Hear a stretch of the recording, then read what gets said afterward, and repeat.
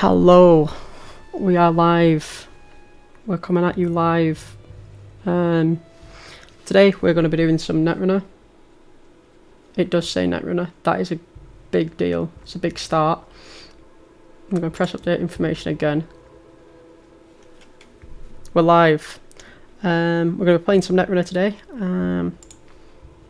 That means looking at some new decks that are being played by the All Seeing Eye peoples over at Itinerant Protesters. It's going to be Lostgeek versus cableCarnage, and we're going to have a good time. Yes. So the first thing we're going to do is we are going to have a look at the decks. That is so bright. I'm going to turn this down somewhat. Is there a way to make it like dark mode? Is there a dark mode? View. No. No. I would really prefer a dark mode here. Never mind. So I'm lit up like a Christmas tree. So yeah, All Seeing Eye is a thing that we've got over at Itinerant Protesters, which is something you can come and join if you would like. That looks better. That's atrocious. We're going to be doing a game. We're going to be doing a match even, where Lostgeek and cableCarnage are going to be playing this week. Lostgeek is on Palana, Geist, and cableCarnage is on Acer and 419. So what we're going to do is we're going to have a quick look at the decks that we're going to be seeing, and we are going to try to break them down, figure out what's going on, and just talk about it until they're ready, basically, is the long and short of it. We're going to be having open information, so we're going to see everything. And let me just open. So first of all, I want to have a look at this Geist deck, because this seems like the most straightforward. So this is Pincel's Geist deck. And this is Lostgeek playing this. Yeah, Lostgeek is going to be playing this this Geist deck here. So it seems pretty straightforward. I mean, this is the Geist deck that people were afraid of throughout World Season. Apparently somebody dropped playing Geist. Don't know. It's pretty straightforward. You've got 3 tech traders, and that's it. You've got a Geist and 3 tech traders. The deck's obviously got a draw engine built in, so you're not going to see many cards in here that say draw a card in them. 3 Street Peddlers, because that is essentially draw 4 cards and install 1. So this is draw 4 cards, gain a click, which is fantastic. And apart from that, we've got Sports Hopper, but that's I mean, this again, it just says draw 4 cards, but Sports Hopper's always been more of a way of avoiding, like, it's a bit of a tech card, avoiding kills and giving you a second link, so against decks like CTM and stuff like that. Hello, Kato. Yeah, so against decks like CTM and all that kind of stuff, you've got the extra link. Gonna have some power podges. What else have we got? Prognostic Q Loop, I suppose, is a draw card, isn't it? This is a pretty new one. So the first time each turn a run begins, you may look at the top 2 cards of your stack. 1 credit. Reveal the top card of your stack. You may install that card if it is a program or piece of hardware. Uses ability only once per turn. So programs and pieces of hardware, so you're looking at 25 cards in the deck, so that's over 50% of the deck at random, and obviously you're looking at the top cards of your deck. So if you see, I do remember when we tried to make it work, so if you see obviously 1 on top, you can immediately use it, but if you see like Show Gamble then a Boomerang, you can fire off one of your like spy cams or even a Simul chip for something, or during the run you can grappling hook, and then you can draw off Geist, and then Q-loop the second card. You can also use this in your opponent's turn, so you can pay 2 credits to install 2 cards from the top of your stack. It's an incredibly powerful card. I think this is the underrated gem in these styles of decks, to be honest with you. Like, Masterwork's obviously quite good, giving you every time you click to make a run, you draw a card, you install a card and draw a card, and gain a credit. Like, install a boomerang for 1 credit, draw a card, and then fire your boomerang. Like, these 2 cards are really pushed, like really pushed. Yeah, again, like getting a 2 credit sports hopper, something like that, even just something like that's pretty straightforward, and even just installing a spy camera without a click is also powerful. You fire off a spy camera, see that you like something, run R&D, and install a second one.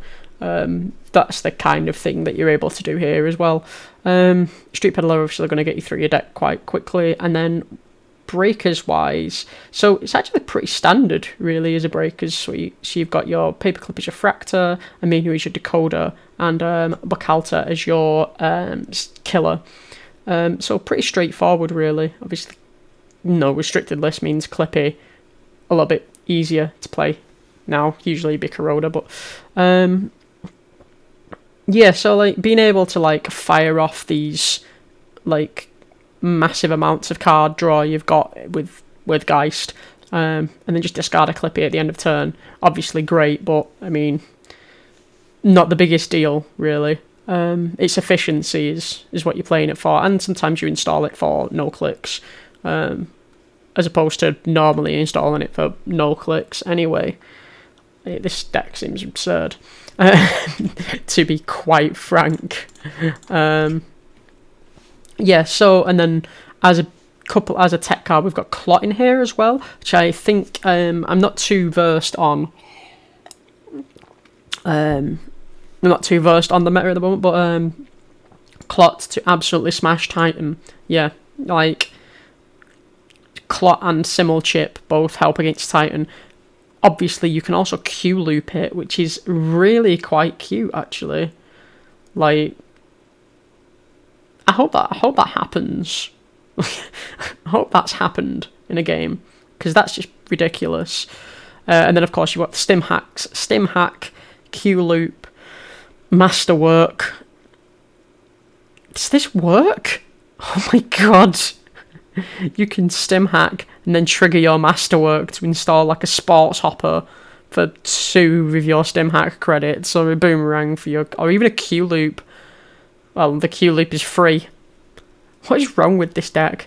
This deck is absurd.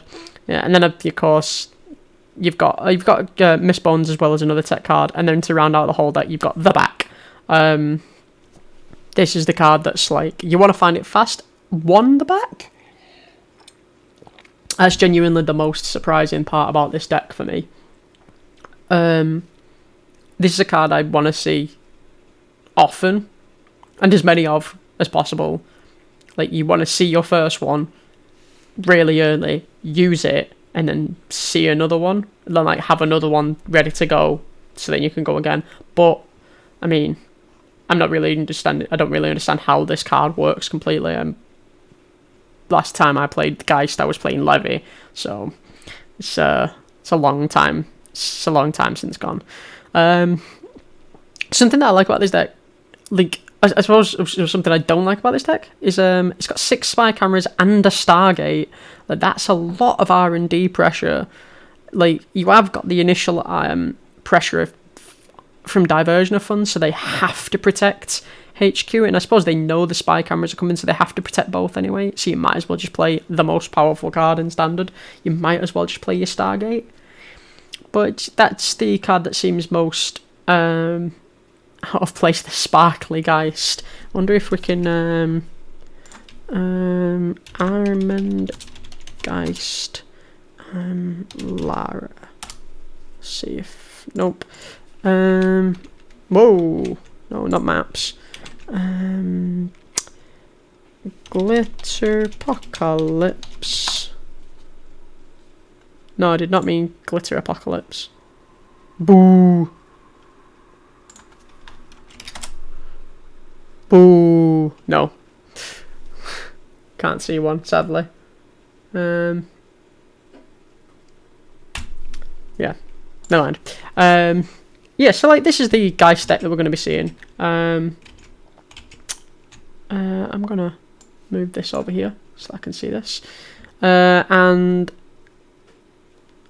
Lostgeek's Corp deck is going to be this Palana deck. So just to like, this Geist deck's pretty straightforward. If you've seen Geist before, then you'll understand how it works. If you've not, essentially Geist is whenever you use a trash ability, draw a card, and 3 boomerang, simul chip, 3 spot saver, 6 spy camera, 3 street peddlers.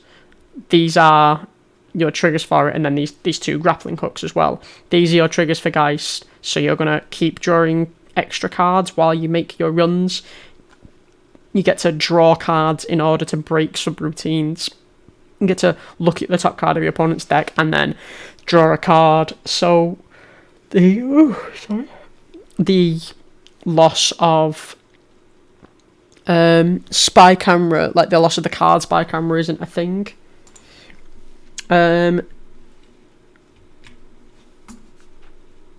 We have so the loss of spy camera isn't a thing, so it just reduces the cost of all these trash abilities to not costing you a card. And then that's backed up by Tech Trader, so you can then be making money off the back of this. This Masterwork Q-Loop thing means it's even more potent. Usually, like, you could install a boomerang, and then you get to draw a card, so you've broken 2 subroutines for a click and 2 credits, but no cards. And then with Tech Trader, suddenly you're starting to reduce that cost to just the 1 credit, no credits, or even gaining you a credit. And then again, this Masterwork is allowing you to get a discount on that boomerang. So you could install this with Masterwork for one credit and no clicks when you start the run. So it's costing you just a card. When you trash it, you get the card back. So now it's not. So it costs you only 1 credit, and then the Tech Traders pay you back. So you can even break 2 subroutines and gain 2 credits.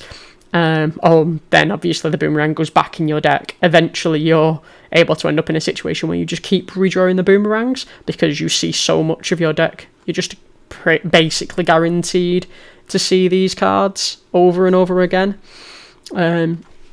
Q-Loop again, feeding back into that. On Lostgeek's other side, we're going to be having... oops, that's the JNet. There we go. On Lostgeek's other side, he's gone for something a bit slower. It seems like a full-on Glacier deck, which is nice to see, because the only Glacier deck we've seen recently is the slightly degenerate Natakin Fusion. I can't remember the name of it. Asmari Tech, and then the GameNet deck that popped up out of that, which didn't actually really attempt to end the run so much as make it impossible for you to pay through all this ice constantly, and then it would have a few end the runs, whereas this has like 6 hard ETR barriers, and then you've got the 3 thimble rigs. So you've got like a lot more cards that actively just say end the run. This also says end the run. It's only trace 1, but it does say end the run on it. And then you've got these Bio Vaults and these Nisei Mark IIs. This deck is actively attempting to make you make runs and then stop you. You know, like the game is making sure that your runs are high value, not just making lots of them. And then it's backing that up with it's funding that with NGO fronts, Rashidas, and then 8 just economy operations, 5 credits, 4 credits, and then how much is this? This is a grand total of real to 5 cards. That's 7 credits for 2 clicks, so 3.5 credits per click, 4 credits, and then 5 credits per click. It's also using Cyberdeck's Sandbox, which is a pretty new agenda. This is a 4-2 vanilla with the first time each turn you purge virus counters, gain 4 credits. So that's click, click, click, gain 4 credits. So that's just getting you an extra credit on top of what you normally would have on those off turns. And when you score it, you may purge virus counters. So when you score it, you get the 4 credits you spent back, which is nice. Just having a straight refund. That's one half of what Palana does, and Palana's obviously a very, very powerful card. On top of that, of course, it's purging out all of your opponent's copies of Imp, Plangi, Aomakua, whatever they're doing with Consume and Friday Chip and stuff like that, because we've seen all sorts at this point now. Obviously, the world's winning deck list containing Friday Chip, Imp, and Consume as some kind of economy engine. I've played it today and it works, apparently. I didn't resolve a Friday Chip, and when I played my Imp, I used both counters and didn't have a Consume out yet, but they were all in my deck. And it won Worlds, so it must be good. It's playing the one-of snare, which is cheeky. cableCarnage definitely going to want to look at this list and go, snare, one-of. Because this is the kind of thing where, obviously, if you don't have a deck list, you don't have an open deck list, your opponent doesn't know how many snares you're necessarily running. So the numbers fluctuate all over the place sometimes, and it depends on the kind of player you are. I can't imagine anybody playing 3 snares in this deck list, for example, but I could see somebody cutting just one of the Biovaults or one piece of ice, or just I don't know. This is probably why there's only one, because I don't know what you would like. I don't know what you would cut for the second snare, but yeah, you don't know the exact number. There could be something in there. They could have just cut an NGO front and be slightly poorer in order to squeeze in that second snare. So worth looking. It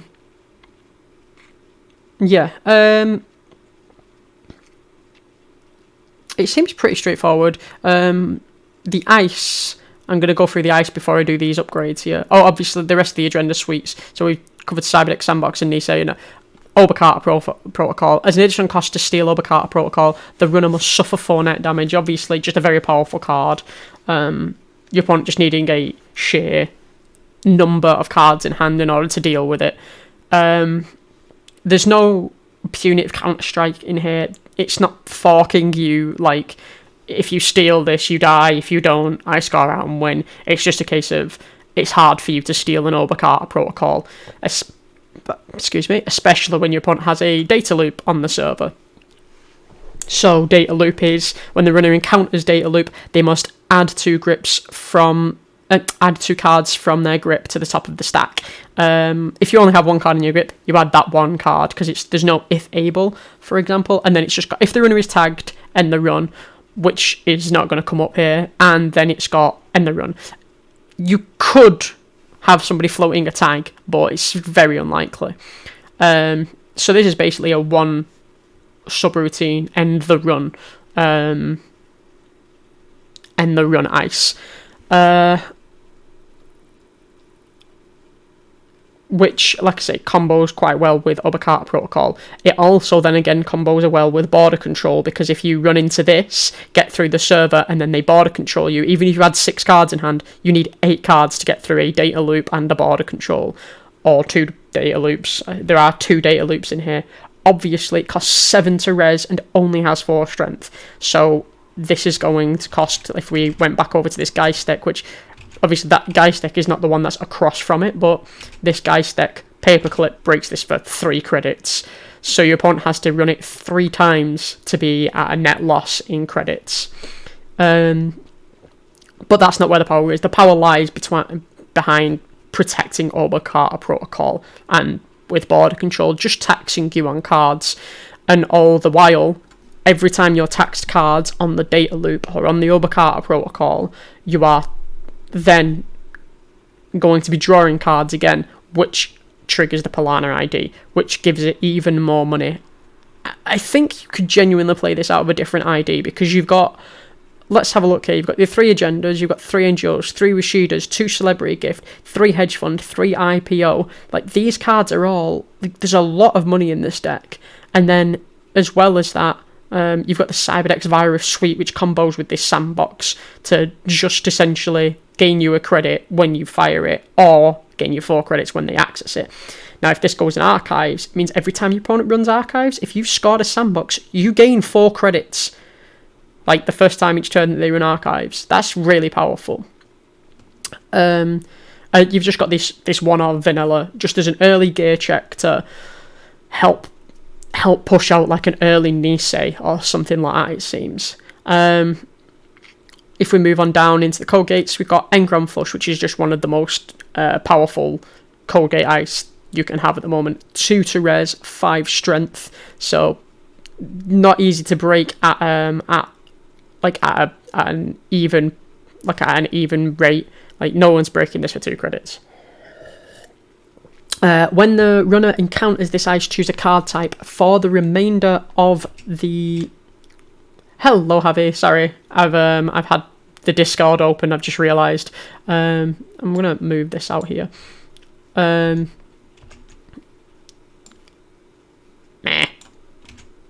What's the point in that? Yeah. So, where are we up to? Sorry. The Engram Flush. Yes. So when the runner encounters it, you choose a card type. For the remainder of the encounter, whenever you reveal the grip with a subroutine on this ice, you may trash 1 revealed card of that type. So it's a bit of an awkward wording, because it then has 2 reveal the grip subroutines, but essentially it is 2 subroutines that say trash a card of the named type. So with this, you can name event, and then you can look at the opponent's grip and trash their I've had worse or something like that, as a way to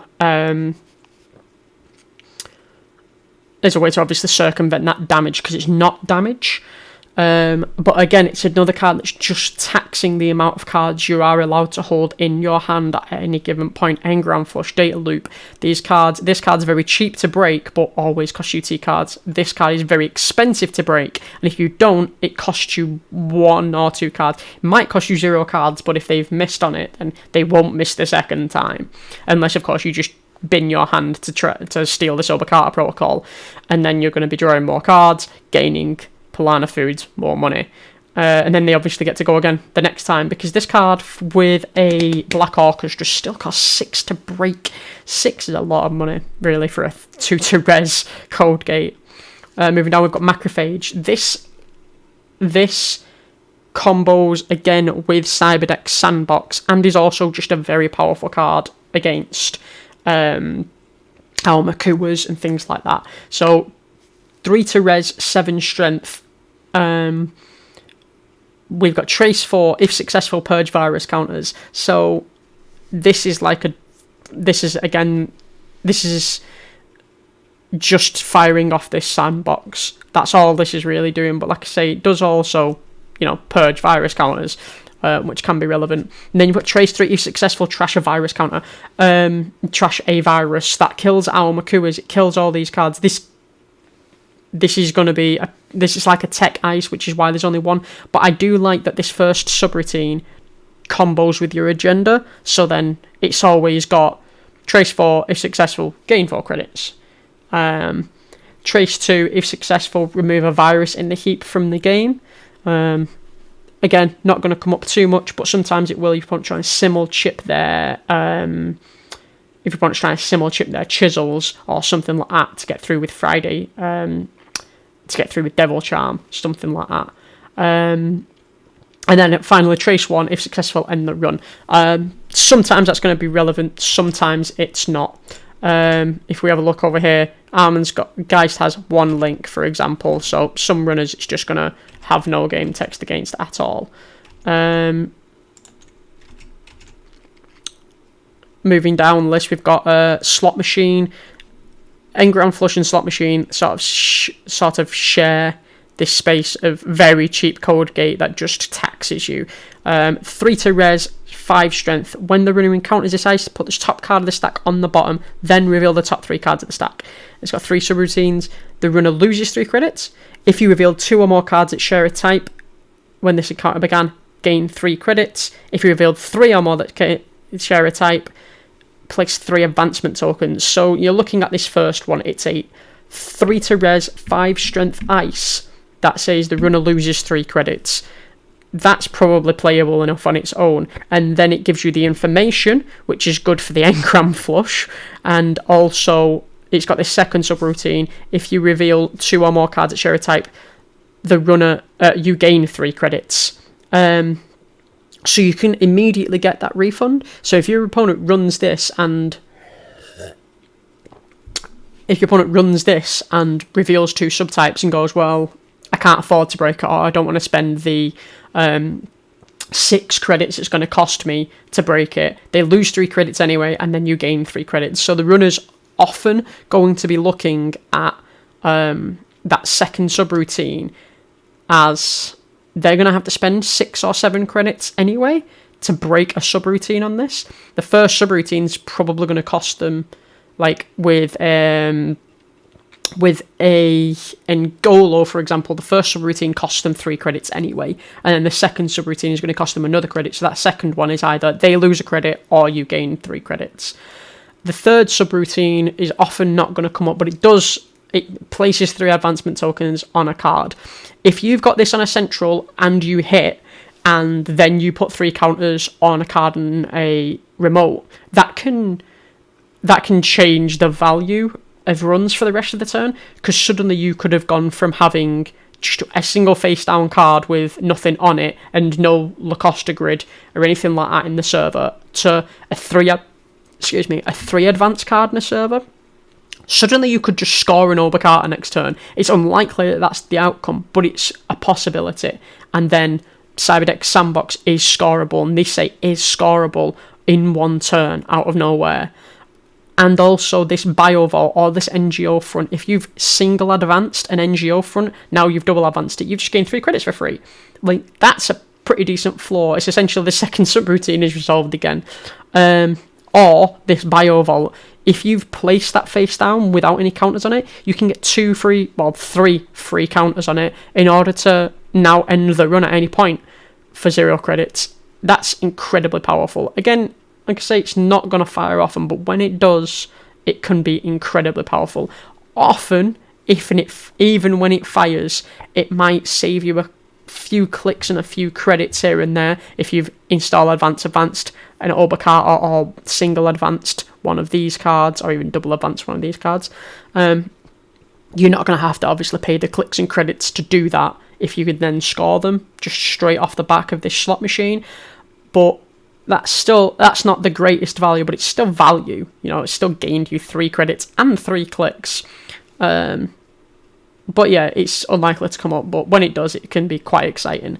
And then we've got Thimble Rig, 2 to res 0 strength code gate with end the run, and it's got when your turn begins or the runner passes it, you can swap it with another piece of ice. So this just allows you to make sure that everything comes in the right way.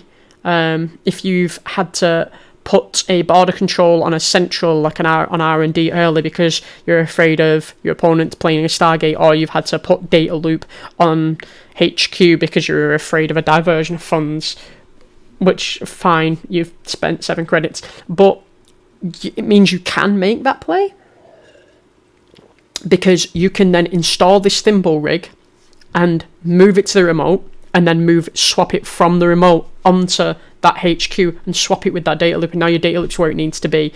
Your data loops, your border controls, these things can be used on centrals early so that you don't just lose to single accesses and things early, or have your opponent exploit a weakness early with a card like Diversion of Funds, and then later on they can go where they need to be, which is on the remote.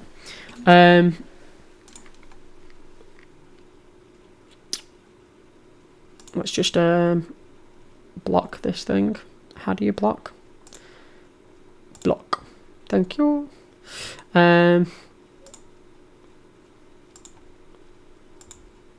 Okay, that didn't work. Whatever. There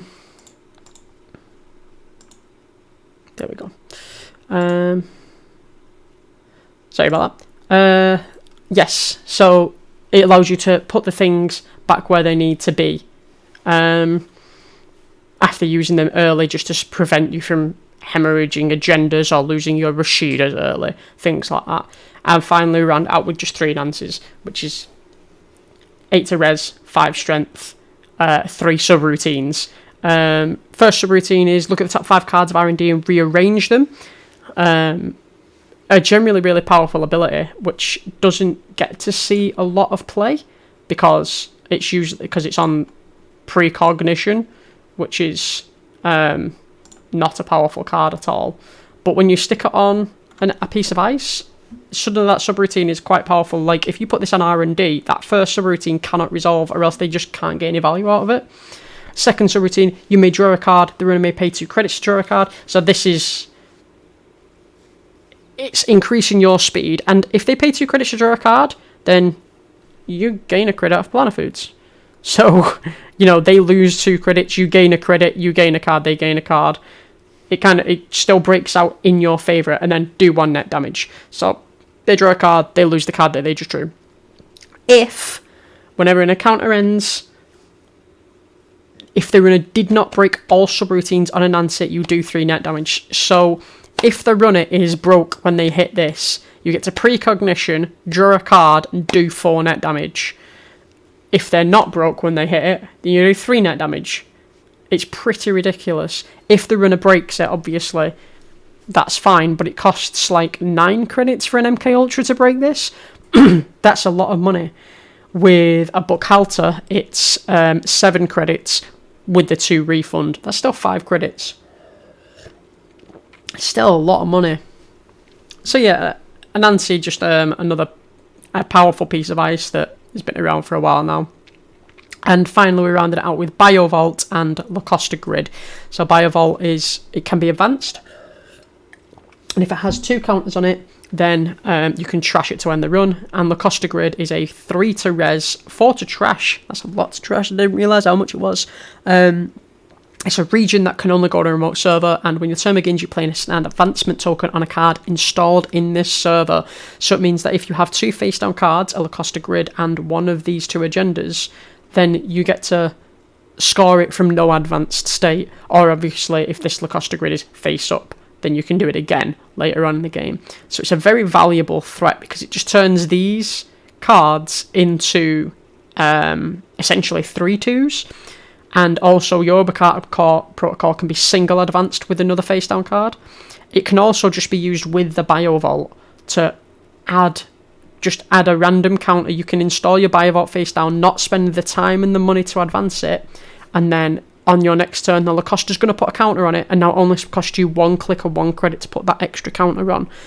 And when you do that, obviously now you've got your Biovault up ready to go. You can install both of these cards in the server, and then next turn you res your Lacosta, put a counter on this Biovault, then you advance your Biovault a second time, and then you can install one of these, or even advance this, and you have your Biovault ready to go and your agenda ready to score, and you're exposing those agendas for as little time as possible. And of course, you can do that. You can just install a Rashida instead. There's no guarantee that your opponent's going to get the value, that your opponent's going to get an agenda to them, because it could still just be a Rashida. So they can run through this data loop and this engram flush and this Anansi, and then hit an NGO front that you've single advanced, and then suddenly, they're very far down on that deal, like NGO does, but with the Lacosta Grid, you're able to gain more value out of it. So that's Lostgeek's side.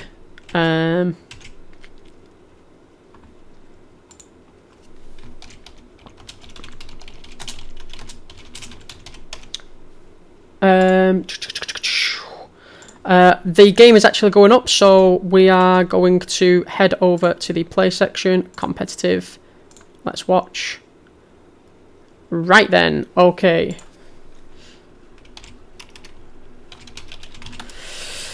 Right, okay, so let's get involved in this game. I'm just going to chat on the Discord for a second. We have, obviously, Palana Foods versus 419. We didn't go through the 419 deck, but let's have a quick look at what is in it right now. Where's the 419 deck? There it is. So this is Anikam 419, so we're splashing for a Shaper console here. I think I've just opened this list like 3 times. So we're splashing for the Shaper console. The first time each turn an event is trashed from any location, draw a card. 3 to install plus 1 MU. 3 influence, so we spent quite a lot on that. And then we've got 19 events to trigger it off. So again, another Crim deck where you've created this central theme of drawing cards for free. You can obviously combo that with the class act to get that card selection in there as well. Looks pretty straightforward. Bravados, dirty laundries, diversion of funds for money and run event, like to make runs and create money at the same time. Falsified credentials allows you to find these agendas out of these slower, more glacier style decks. A copy of labor rights to recycle. I'm not sure what, but probably something. Just probably more events, because this card says draw 2 cards on it when you've got an Anikam. Inside job, legworks, a bit more central pressure, more ways to find these 3 Almakuas, which your deck is based around here. Because Almakua 419, first time a card installs a card each turn, you may expose that card unless they play 1, and then Almakua, whenever you expose a card, or access cards and don't steal or trash, place a virus counter on it, and its strength is equal to the number of virus counters. 1 credit, break any ice subroutine. So this combo, very, very powerful. I keep doing this. Where is the Jaina? Okay, so Palana has kept and 419 is mulliganed. I didn't get to see the opening hand there that they've mulliganed, but they've mulliganed into diversion of funds, daily casts, turning wheel, and 2 copies of falsified credentials. So let's have a look at what the corp's going to start off with. Going to start with a hedge fund. This is a pretty powerful hand. We've got early pressure in this Nisei and this Lacosta grid. And we've got protection in this Thimble Rig, this Anansi. This Macrophage obviously not going to come up right now, but again, this is based around, this is centrally based around the Almakua as an icebreaker. Oh, let's close this. So this Macrophage will become relevant at some point. The 419 deck does have its breakers as backup, but this card obviously going to do a lot of work. So Lostgeek started with Hedge Fund, installing this Thimble Rig on HQ to prevent against this probable diversion of funds, which cableCarnage does actually have. And then we've put this Anansi on the remote just as an insurance policy for later. Eventually we're going to be building a big remote server, and with those biovaults and those border controls, we're going to be trying to get them to run through multiple times. So if they have to hit this Anansi more than once, then obviously that's more tax for them.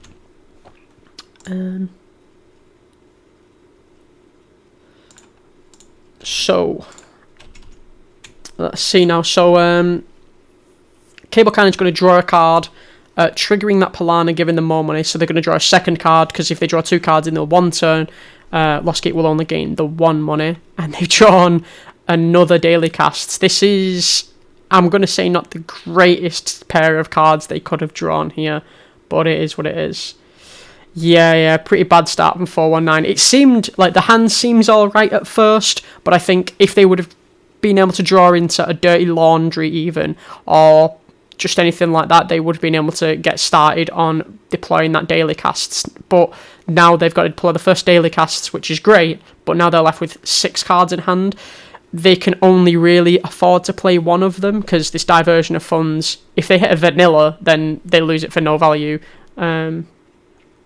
So they click through a credit and they're going to discard a card. This turning wheel here is the only thing that they could have actually played on that last click, and that'd put them down to 0 credits, ready to be going up to 2 credits only next turn, but now they'll be going up to 5 credits next turn, ready to deploy another daily casts, and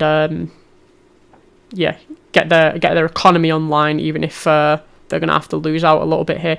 Looks like they're struggling to make this decision. I believe there's a few people in the chat channel at the moment, so they're discussing the plays as they come up. So yeah, we've got a Narco Mushroom that's on the runner side, and a Rotage on the other side. Our resident unfair expert. Gonna trash one of the diversion of funds. Hello, H-bar squared. I need to make this. It's written more clearly there. Thank you. Hello, H-bar squared. Did that come up on the actual screen? I think it did. Hello. Thank you for the follow. The card is pretty dead at the moment. And they do have the second one, so once they are able to get in, they are able to then try to apply that pressure. So the second one's definitely the worst, whereas these falsifieds, at the very least, they can just play them as a sure gamble. Lostgeek here managed to drawing into a NGO front, so this is a part of... This is now, to me, I think is a very good, powerful start, because they can install this. Yep, I think they could. I personally would probably install this Lacosta and then advance this once. So they've advanced it once, and then they're gonna protect R&D with the macrophage. Okay, so by protecting R&D, obviously they're shoring up their centrals more, but this is encouraging. Well, it's not really encouraging a run because your opponent has no breakers. I mean, obviously you don't know that, but an inside job wouldn't be too bad for you, I don't think, because they'd lose 4 cards and 2 credits in order to grab this NGO front. So I don't think you care too much about them gaining access to this server, which I suppose is why they didn't install the Lacosta this turn, because it gives value to the access. cableCarnage drawing into a Dirty Laundry click 1. So this Dirty Laundry can do a lot of work at making runs slightly more free. So going to falsified and see the NGO front. They guessed agenda, it missed, so now they played a 1 credit card to expose the card and gain no value. But that information is good enough because now they know they don't need to run here. The NGO being rezzed immediately. Drawing then into Anikam and deploying that second daily cast. So now next turn they're going to be beginning, for the next 3 turns, they're going to be getting 4 credits a turn. So they're going to start to be able to make some profit here and hopefully pay for Anikam, and maybe Anikam into a Dirty Laundry, start making money whilst drawing cards, churning through their deck. Lostgeek for the turn draws an Oba Carter protocol. So there's an interesting decision here. They could crack this NGO front straight away and install advance this agenda in order to put this fork on them. So they've advanced it. Okay, so they have advanced the agenda and... Sorry, they've advanced the NGO front and... Yes, they've advanced the NGO front, cracked it for 8 credits, going up to 15, and then installed 2 cards into that server. So essentially a click for 2 credits and then installing both Lacosta Grid and Nisei. So now this Nisei is scoreable next turn off the back of this Lacosta Grid. This is the power of this Lacosta Grid. I don't think it's underrated in any way. But yeah, they've just... So they exposed the Lacosta Grid to the 419. Sorry, that's something worth keeping track of. And then installed the Nisei second. So cableCarnage installed Anikam and then falsified the other card naming agenda, which obviously was correct. So they gained the 4 credits. they gain 4 credits total, and then draw the card, replacing it. So now we've got a Buckhalter and a Special Order here, and they're going to make a run, and the Anansi is going to get rezzed. With no way to break it, this is going to be a big tax, and if they hit that Buckhalter, this could be a big deal. So, I'm going to look at the top 5 cards. Sadly, we don't get to see these 5 cards. No problem, Javi. Thanks for joining us for this. Enjoy your game of Among Us. I'm going to hopefully get a bit more confident and into it and on top of things as it goes on. So the second game will be perfect. So yeah, going to rearrange those top 5 cards. So this also then signals to cableCarnage that there's no value in our...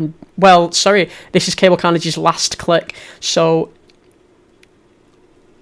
Well, Lostgeek's also got an agenda in this server. So I was going to talk about how they could now try to find pressure, but they've got the pressure on the board. So at this point, they're probably going to want to keep the top card of RMD as some kind of operation or an ice or something that they're not too fussed about fussed about being accessed. And of course, they get to draw a card of an answer, so it's the top 2 cards. God, this card is powerful. I very rarely get to see it resolve, so it's exciting when it does. So they're going to draw a card, and now players on cableCarnage to choose whether to spend the 2 credits to draw a card, or not. Each card should probably be worth less than a credit, less than 2 credits to cableCarnage, but like in a general abstract sense. But right now, this is about to deal 4 net damage. There's only going to be 1 card left, so drawing a card gives you more rods to keep this Buckhalter or this turning wheel or this Special Order. I mean, you want all these cards. Like, the worst card in this hand here is probably this Diversion of Funds, because we've got this shored up. Okay, so they lost the Buckhalter to the first net damage, and then the Anansi's additional ability resolved, and they lost Dirty Laundry, Almakua, and the Turning Wheel. But now, of course, they've got access and are now able to steal this Nisei Mark II. So it looks like they declined to draw. Let me just double check. No, they paid 2 to draw, and that put them onto 0 credits when they did it, then trash that Lacosta. So Lostgeek, knowing the top cards of his deck, chose to draw for turn, which was a slot machine, draw 2 more ice, a border control, and an engram flush, and then play the IPO, putting him back on 14 credits. Obviously, that Anansi costing a lot of money to res. Play back over to cableCarnage is going to spend the first 3 clicks drawing cards. Again, bulk drawing in order to reduce the amount of money that Palana Foods is going to gain here. And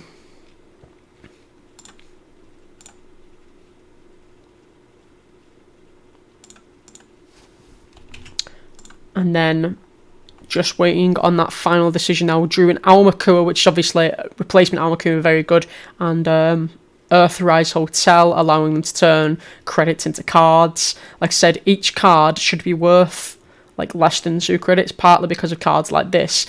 This is 5 cards essentially for 4 credits, and Miss Bones, which is not great in this matchup, but is going to have some game text that trashing these Lacosta grids and even Rashidas and things like that you're gonna happen upon.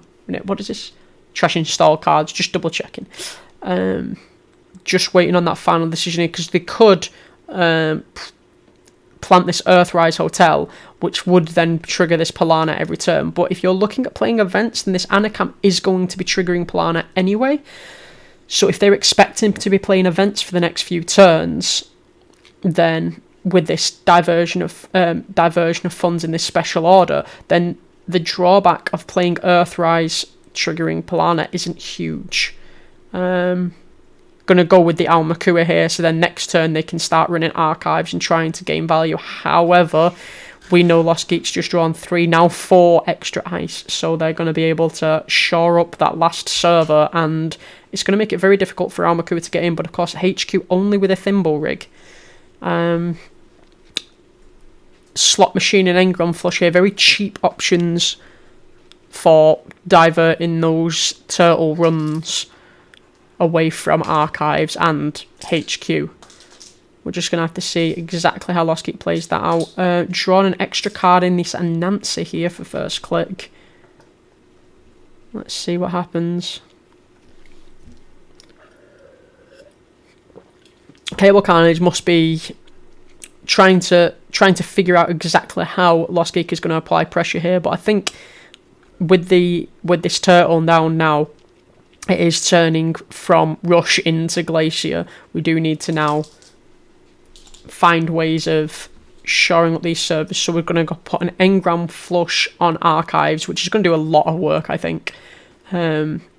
This can trash up to 2 cards every single time they want to try and just put a counter on this, but they are going to expose it, putting that first counter on turtle. There you are seeing that 419 ability combo with Almakua. And then making this second decision here. I'm expecting to see an ice go on HQ here, but that might incentivize cableCarnage to run HQ. They've gone for it anyway with the slot machine. So slot machine in front of this thimble rig, meaning that it's highly unlikely that they're going to be able to get in and get that access anyway, which is where the value lies, because if they drain the corp of all their money before they hit that thimble rig, they're not going to be able to pay in order to break it, even though it has that 0 strength, which is a big liability against that turtle. So cableCarnage going to use their first 2 clicks again to draw cards. They've trashed these. The first of this daily cast is now paid out, so next turn they're only getting 2 credits.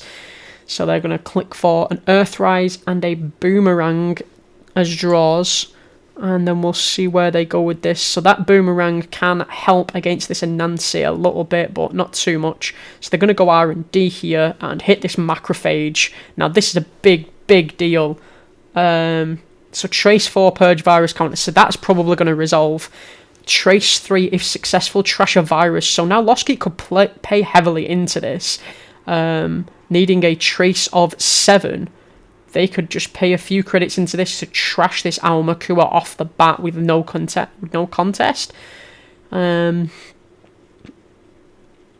course, they could pay less into it, so they're just going to let it resolve. Trace 3, so that's going to cost 2 credits. Okay, sorry, just misreading how JNet's doing this. So they're paying 0 credits into that Trace, and then cableCarnage paying 2 in order to make sure that it does not resolve. Removing a virus from the heap, and then Trace 1 resolving, and with the 1 link not having to pay anything into it, gaining that access, and then gaining that 1 virus counter back. So now this run against this Macrophage only ever going to leave this Almakua with 1 virus counter on it, so they know they can't get value from running this server here for this Almakua. So that's a very effective way of dealing with it, even without considering any tax on the purge virus, on the trash virus. Last click now. With only 3 credits, it's unlikely that we're going to see a run anywhere else. cableCarnage knows he can't break this engram flush and he's just going to lose 2 cards to it, but could still run it anyway for the virus counter. And HQ, with 2 ice on it, unlikely to gain the access, and also, well, we're going for it anyway, also at 11 credits, but wanting to tax those credits off Lostgeek here. So going to run into this slot machine, and we're going to see Dirty Laundry, Citadel Sanctuary, and Rezeki. So that's no matches, so that's just lose 3 credits down to 0 credits. Approaches this Thimble Rig rezzed, and with no credits, unable to break that. So a tax of 5 credits on Lostgeek there, but still, now we've got all 4 of this ice rezzed, and this Thimble Rig res means that they can start to move ice where they need it to be. Preventing them accessing in that manner, like I was saying before.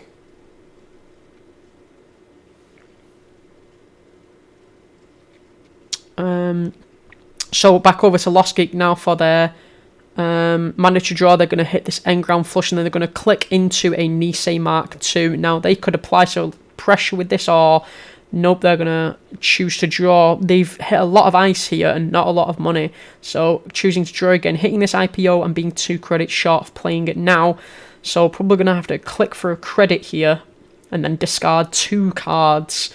That's what I imagine we're going to see. But there could be another draw or something come here because we've not seen... Oh yeah, we've seen the turn 1 hedge fund, so...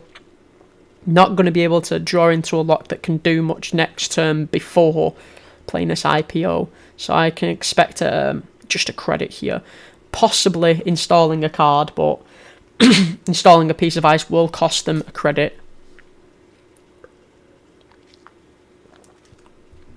The one thing they could do is install this Obakata in this remote, and it's going to be pretty safe behind this Anansi. It gets a card out of their hand, so they only have to discard 1 card, and the next turn they can credit, play the IPO, and not have to discard any.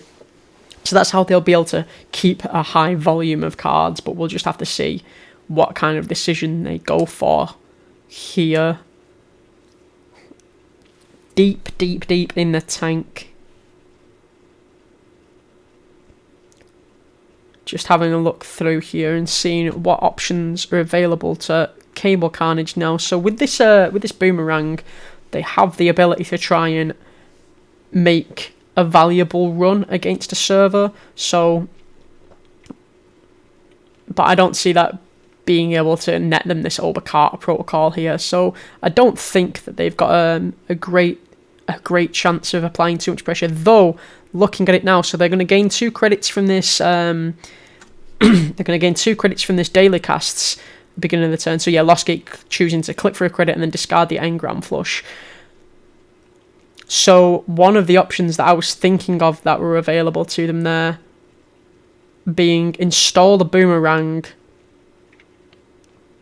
on the slot machine for the runner loses 3 credits. I don't think this works out the way I was expecting it to. Doesn't matter. Doesn't matter. So yeah, just clicking for 4 credits and then passing back. So gaining 6 credits overall. Again, the Palana thing here,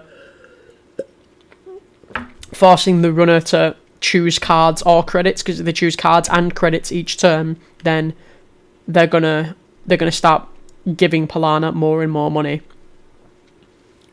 So Palana here drawing another engram flush for turn. That's all 3 of them we've seen now in the top third of their deck, and then drawing into his second slot machine into there. That's both of them.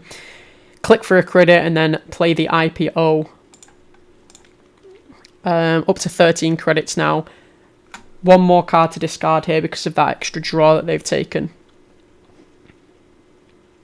And they're going to discard the second slot machine, deciding that slot machine is doing all it needs to do on this HQ and we don't need a second one anywhere else.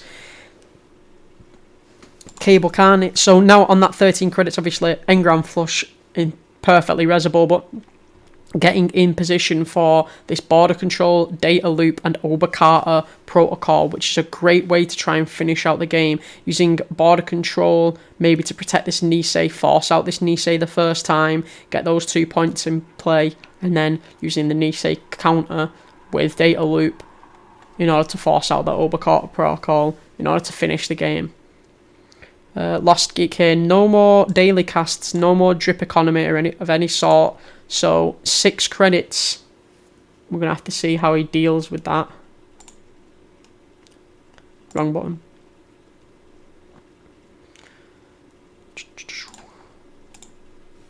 So options available to him are quite limited here, I think. Yeah, we're going to... cableCarnage just needs more cards, so clicking for 3 credits and installing this Earthrise here, so losing a credit and getting the Earthrise down. So next turn I'm going to start drawing more cards. Lostgeek drawing this Cyberdeck Sandbox for turn. The game really slowing down, which I think is going to start to push into Lostgeek's advantage here, because he's going to be able to leverage this credit lead and try to push out one of these 2 4-point agendas alongside this data loop or even this engram flush to really start taxing cableCarnage. It's going to be difficult to tax him for cards while he's got Earthrise Hotel and Anikam in play, because if you trash any of the events from HQ, this Anikam will trigger. So that's 3 cards. That's 3 cards that they're able to draw in one turn, clicklessly now. Lostgeek placing this border control on this server, which is going to allow this Anansi to apply a genuine pressure on the cards in hand, and then install advancing a card. So this, from cableCarnage's side, this could be absolutely anything, because Lostgeek installed this border control, taking up that 419 trigger, letting cableCarnage see that it's a border control, but not letting him see what the border control is protecting. So this could be another NGO front, or it could be a bio vault, but it is in fact the agenda. So running it seems difficult anyway, because this Anansi is unbreakable for you right now. So you're going to be losing 6 cards to it. Now, cableCarnage does have 6 cards in hand at the moment, and then the first time they take net damage, they're probably going to hit an agenda. 1, 2, 3 agendas in hand. They're still they're likely to hit an agenda with their 4 net damage that's coming from this Anansi, which is going to draw them another card. But they're going to go with a Dirty Laundry on Archives, knowing that this Engram Flush is here. So this Engram Flush gets rezzed down to 10 credits for Lostgeek here. Names event, and that event is now going to be able to trash this diversion of funds and this special order. But of course, Lostgeek now able to more accurately, surgically remove the cards from cableCarnage's grip, gaining that virus counter on Almakua. Only 2 more away from being able to break this Anansi. cableCarnage choosing to click for another card, hitting Bravado. So that Bravado could well be used as a way to gain access into a HQ here or something like that, and gain that Almakua counter. Opting for the Rizeki instead, so going to be down a few credits for a few turns, as opposed to, for example, just clicking for credits. It's going to take 3 turns to get back to just clicking for a credit. Quite slow, and we're in a quite a late stage of this game here, as Lostgeek pushes out this first agenda and purges virus counters at the same time, undoing that work that Dirty Laundry and Almakua did. So Almakua nowhere near breaking this Anansi, and Thimblerig swapping with that Anansi, actually protecting HQ now, potentially signalling this agenda density. But yeah, we'll have to see. This border control obviously able to keep this Almakua at bay. Only 1 strength, but 1 is bigger than 0. cableCarnage here drawing Inside Job and Paperclip for turn. Those are 2 very good hits here. Inside Job able to break through Engram Flush, Macrophage, or border control. Going to Bravado the remote. Excuse me. Forcing this res early before Lostgeek tries to push an agenda into it. Ending the run, but that is going to gain Lostgeek 2 credits back, so it's only cost him 2 credits for the res, but this Bravado netting 3 credits anyway, and then it was an event that got discarded, so the Anikam triggering, drawing another card, which was this Amina. So now 2 of our main breakers are here, with the other Bocalta now in the bin, and then clicking through a draw again and hitting this Sure Gamble. So we could well see a Sure Gamble followed up by either the Amina potentially. Amina matching up quite well against this Engram Flush, costing 4 credits, but draining 1 credit from the corp every time you do it. Opting to click for a credit there, discarding Paperclip and Citadel Sanctuary. Citadel Sanctuary not got a great deal of game text in this matchup. Only removing the tag from the Singleton Snare, and I don't think it prevents any damage. I don't think there's I don't think there's any meat damage in this deck. Lostgeek now going to draw this IPO for turn, so able to get those funds back up now.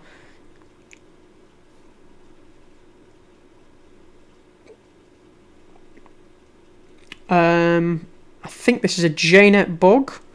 It reads that they've swapped Thimble Rig with a Nancy.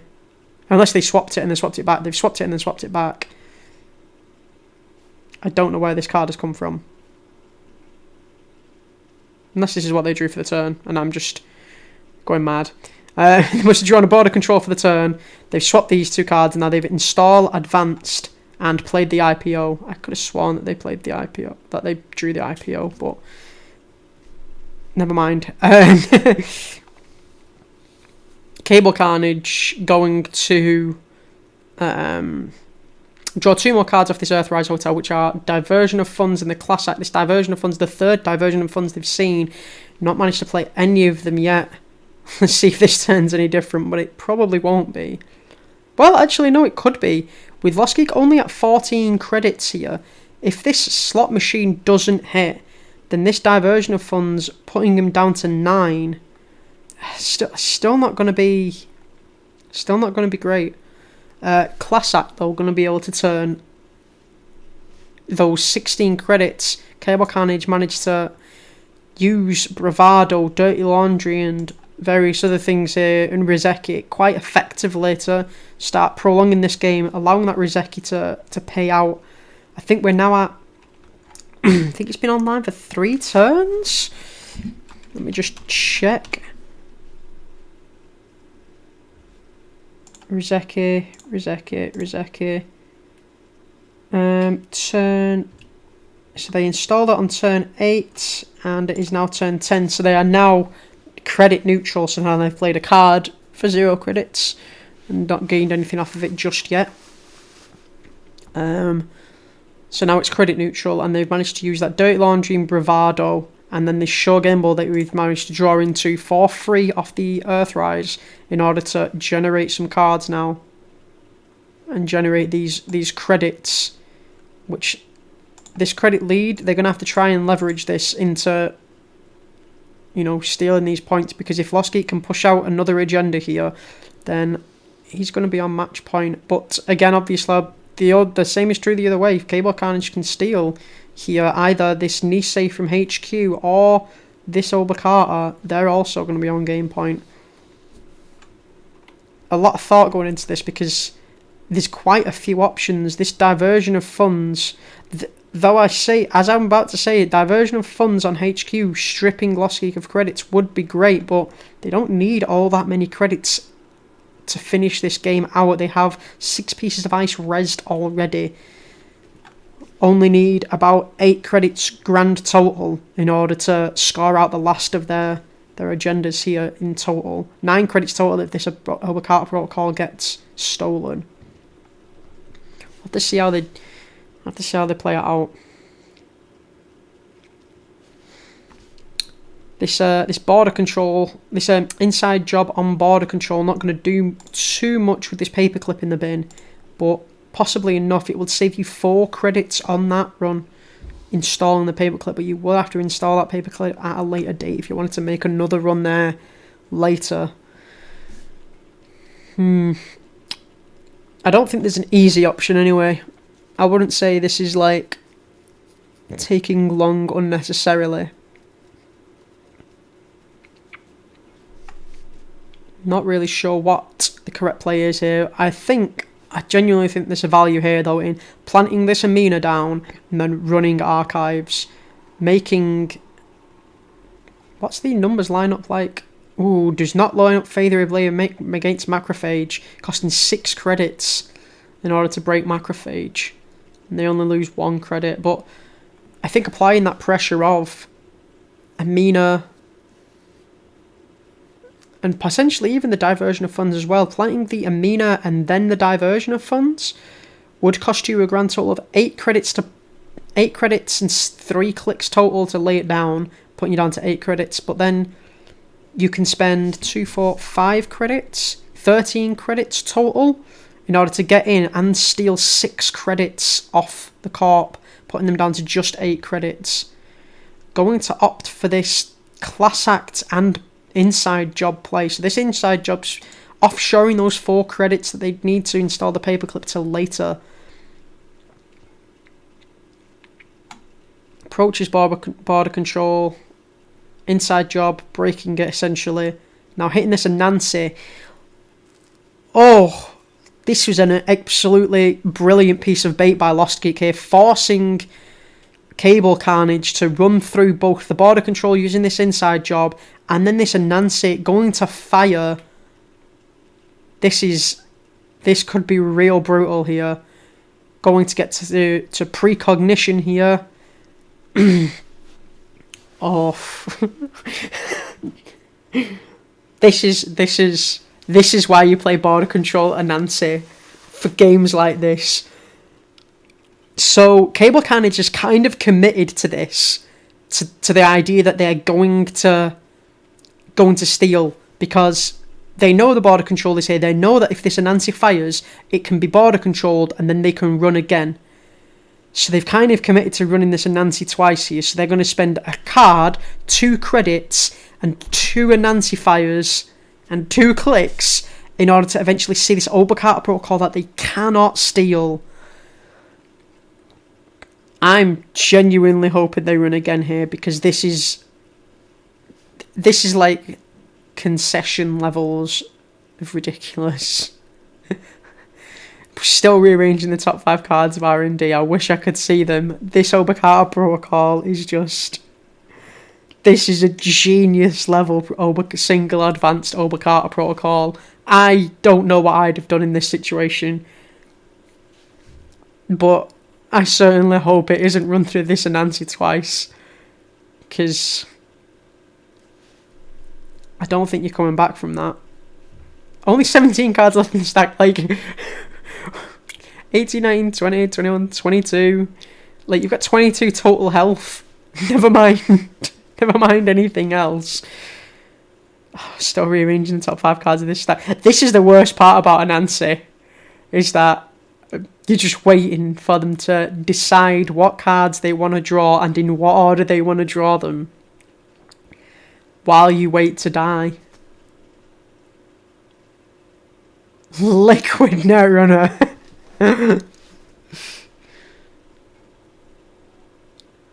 So yeah, that both players drawing a card there, cableCarnage spending 2 credits and then taking that damage, accessing the Obokata protocol. Oh my god, 1 card too few. If they'd have ran with paperclip, they'd be 4 credits down, but they would have... Oh, they didn't boot them with the border control. Probably didn't want to take the risk there. Probably decided it wasn't really worth the risk, which is pretty true. But having them run through the Anansi twice would have been brilliant, whether or not it was good. Also of note there, the 1 net damage trashing a Labour Rights, and then drawing them into one of this second Anikam, which got discarded to the 3 net damage. cableCarnage decides not to pay to steal. Brutal. Inside job and an Anansi fire for nothing. Well, they didn't steal, so they get the Almakua token. So it's not nothing. They got the draw off this, and then they got the draw off the Anakam. So they did draw 2 extra cards off of that run as well, so they could have been in a lot worse position, really, considering like the value of that run. They've managed to end up in not an awful place at all. But definitely going to have to reassess the way the rest of this turn looks with now knowing that that's an Obokata protocol. Of course, the Obokata protocol is now going to have to just stay in play. So if they find a way in order to generate the cards, this class act is going to fire at the end of the turn, draw them 4 extra cards, so they're going to be able to start the next turn with at least 7 cards in their hand. if they want to, they can click to draw more, have 9 cards in hand. That's going to make running through this Anansi multiple times a lot more palatable. Each time, of course, it costs them 3 cards and 2 credits. So they can spend 6 credits and 6 cards next turn, I think it is, in order to access this Obokata. So they need 10 cards total.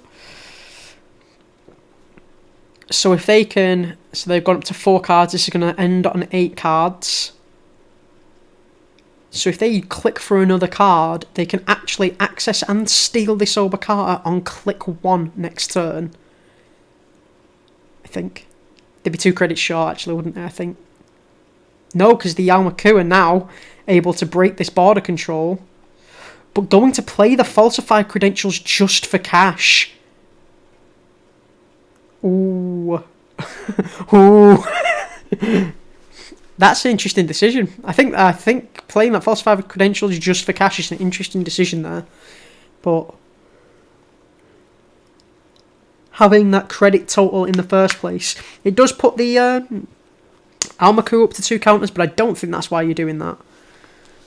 Lostgeek drawing into Rashida, going to advance this Obokata protocol, making it scoreable next turn, and then installing this engram flush on the outside. This is a lot to deal with. This engram flush going to cost 7, 8, 9, 10, 11 credits to break, so that doesn't seem likely. 11 credits to break with a Nancy. And then, of course, the 1 credit to break the border control. And then they gain 3 credits off the back of it. Probably tanking the Anansi. And then the border control throwing you out again. I don't think the Amina here is going to be coming down and breaking this engram flush. And then the data loop going on R&D. It's interesting that they put the data loop there. I think maybe they just wanted the... exposing the engram flush on the outside as well, so cableCarnage is going to know exactly what he's in for if he's trying to steal off this server.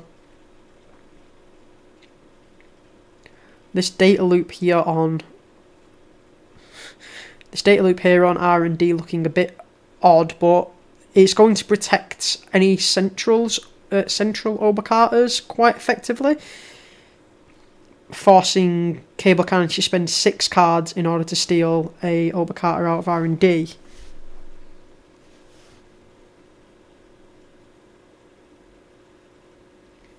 Where are we at?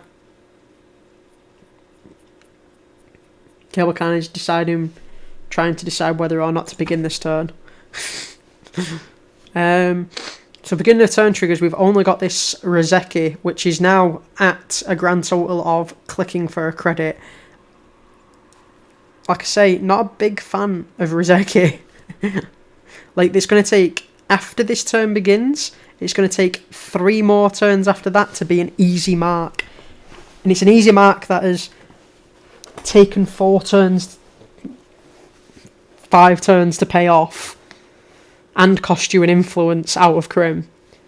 But of course, if the game eventually ends up going a lot longer, it can start to become a daily casts 4, 5, and 6, or even better. Going to draw into a sure gamble, play Boomerang on the slot machine. So the slot machine, running HQ, hitting slot machine, revealing Class Act Bravado Legworks. That's 2 subroutines. Going to Boomerang the subroutines, and then break the Thimble Rig with Almakua, gaining that access. Going to swap Thimble Rig with Macrophage now, putting that Macrophage on HQ, and then stealing the Nisei Mark II, which means no Almakua counter, but also obviously that is a big deal, that Nisei steal for both players. Not able to get that 4th counter onto that turtle, but also no longer having access to that Nisei Mark II to close out the game in short order. If this Obokata obviously goes through. 1 click left, so this Obokata is safe, even if cableCarnage managed to find a way all the way into that server, that border control would be able to stop them just short. Shuffling that boomerang back in now. I don't think either player expected that when this turn started. Both going to have to reassess the positions a little bit here. Now we've got a data loop and a thimble rig on R&D. So R&D not very well defended against this turtle. Oh, data loop of 4 strength. So that stealing that Nisei Mark II means that they cannot break this data loop as well. Interesting. cableCarnage going to play another copy of Boomerang here. And target the face down ice. Which I don't think they know is a data loop, but that's actually going to work really well for them. Lostgeek beginning the turn by swapping the Anansi onto that R&D, sensing a bit of pressure.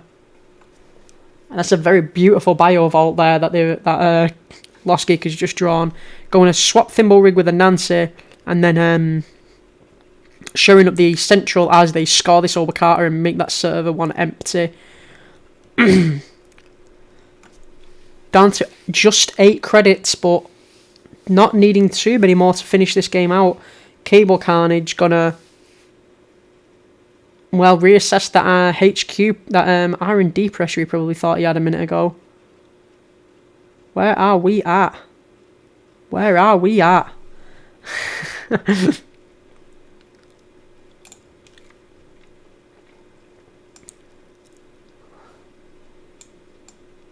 Right, so I'm still figuring out where we're at. So Rizeki firing again, now plus 2 credits. It's now at plus 2 credits. I don't think this Rizeki is going to be better than a Shogamble. Going to play, speaking of which, Shogamble, getting 4 credits, drawing a card off the Anakam, ripping into a daily cast. If this daily cast is a bad play, this Rizeki was a bad play. Just trying to point out how bad Rizeki is here. If this daily cast looks like a good play to you here, this Rizeki is fantastic. If this doesn't look like a good play, this Rizeki, still not good. It was installed like 4 turns ago. 4 turns. So yeah, Shogamble draws into this daily casts, which again gains Palana Foods a credit. This credit denial strategy from 419 just never got off the ground at all. All 3 diversion of funds, I think, have just gone to either net damage or even discarded to end step. I think they discarded this first diversion of funds to end step. Drawing another card, that's a second class act that they've drawn there. That's not going to do too much. Install daily casts Amina. Okay, so daily casts here going to play out ever slightly slower than Rizeki in total. If this daily casts pays out, I will be shocked. If this pays out better than an easy mark before the end of the game. And then, of course, that Amina ready to apply pressure to this engram flush, or even this slot machine, or even just this engram flush here, getting those Almakua counters. Only costing them 4 credits for an Almakua counter here. Lostgeek drawing into a second Nisei Mark II. That's a big deal. That pressure that they just lost with this Nisei steal, they've just got back. And also this Nisei, if cableCarnage steals this Nisei, they don't win. So this is obviously the advantage of scoring an actual hard 5-3 rather than, going down a smaller agenda's route. You're in a situation here now. Lostgeek is in a situation here now with this card, wins him the game and doesn't lose him the game. That's a big, big deal. It means he can apply a lot more pressure. Obviously, Lostgeek knew that was coming up from this earlier Anansi fire. Perhaps he knows about a second agenda underneath it, so he can use this as a way to force through some kind of attack. Another option here would be to advance this Biovolt once, and then next turn install, and then advance it a second time, install Advanced Nisei Mark II, giving him Biovolt and border control protection, costing cableCarnage 3 runs to get an access, which could just be untenable with Engram Flush and a Nancy on the table, but we'll have to see how he chooses to play it out. He's swapping... so he swapped that Thimble Rig and that Nancy back around, deciding that the R&D can remain. Well, there it is again, sorry. Knew what was on top of the deck with the Anansi. That's why he put the Anansi on the R&D for that turn, because he knew the Nisei was coming next. Whether or not cableCarnage did is beside the point. He knew it was weak, and he knew cableCarnage was ready to run there because of that boomerang plant. And then swapping it back now because he's now signalling that R&D is in fact safe, perhaps. But could get a run off R&D for this data loop. Data loop for the boomerang. 1 credit for the Thimble Rig, access, go up to 4 counters, maybe then even run archives, spend 4 credits here, grand total of 5 credits, puts this Almakua on 5 strength, but that's not quite enough because it's going to cost 3 runs to get through this if there's a Biovolt in here as well. But if it is only 2, if there's just the border control, then this could be the play here. Running R&D once, archives once, putting this up to 5 counters. So the Biovolt here going in the remote alongside Rashida, single advancing the Biovolt. So cableCarnage not 100% certain what any of these cards are. Going to gain 3 credits at the beginning of the turn. These cards now starting to pay off a bit. Rizeki now an easy mark. Dailycast's now 1 credit net loss. Going to run R&D here. Lostgeek probably knows that it's safe. But does he want to go to 0 credits in order to res this data loop, force that boomerang fire? Force 2 cards out of cableCarnage's hand as well. This could well be this single advanced Biovolt and a card in here could well be single advanced Obakata and a Lacosta Grid, which would be lethal as well. So there's lots of ways, there's lots of different combinations of cards in this server that are lethal. Lostgeek resing this data loop here. And 2 cards going to go back on top. I was trying to keep track of what cards were in hand, and and I've forgotten already. Going to boomerang, hits the Thimble Rig. Probably just going to pay the 1 credit from Almakua here. Yep. Which means we are looking at this Engram Flush. Probably going to get broken for this Almakua counter. Accesses R&D. Probably nothing. Though if it's a trashable like an NGO front, a real decision has to be made here because you don't want to trash it because you want the Almakua counter. Spending some time on it though. Probably deciding last thing.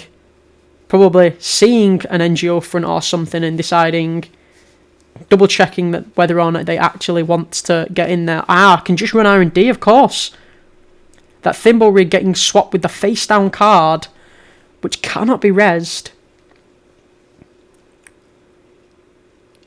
Down to 0 cards in hand now. Almakua breaking the 1 end the run subroutine. By passing straight over that face down ice, getting the other access. Almakua on 5 counters, going to make a run on this server 1 now. With 2 clicks remaining, with a click remaining after this. Able to pay for that border control tax. Breaks the Thimble Rig with Almakua. Hits this border control. Thimble Rig not being swapped. Border control being broken now. See if they break both subs. I assume they're going to break both subs here. Yes. Both subs being broken. Encountering this and Nancy. Going to break all 3 subs here with Almakua. down to just 2 credits, and they're just going to see Biovault and Rashida Jaheim. Which order are they going to access in, though? That's quite key here, because whichever one they access first, if they trash it, they're not going to be able to trash the second card. Accessing Biovault, trashing it, and then leaving this Rashida down to 0 credits. Not sure if that's the way round cableCarnage would have preferred that or not, but yeah, going to draw that class act again, putting Palana, getting that Palana fire, so it'll be between the Palana fire and this Rashida, going back up to 4 credits at the beginning of the turn. Engram Flush, well resable, and now we see, difficult to sort of work out what was on top there. Must have been this NGO front. So drawing that NGO front that Lostgeek saw, that cableCarnage saw, choosing to purge virus counters, gaining the 4 credits here off Cyberdeck Sandbox, and putting this Almakura back down to 0 counters. A lot of work put into that turn there, gaining access to that server. Lostgeek has managed to force 2 runs out of cableCarnage that he just absolutely did not want to make. At the end of the day, they've both been profitable for Lostgeek, even though that last run put Lostgeek down to 0 credits. Both players went down to 0 credits at the end of that run. Lostgeek at the beginning of the turn went up to 4, purged, and went up to 8 credits. Now back in the driver's seat. Rizeki now paying out again. We're now up to easy mark. I think we're up to easy mark. Daily casts paying out. 1 credit paid out total. Onto 3 credits. Going to draw a class act.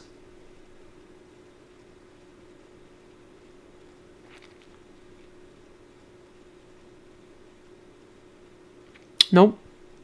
Ah, right. Sorry, it's still in the in the middle of resolving the class act draw. I got confused then. I was like, didn't you draw class acts at the beginning of last turn? So going to look at the second card. Drawing Bravado. It took a moment.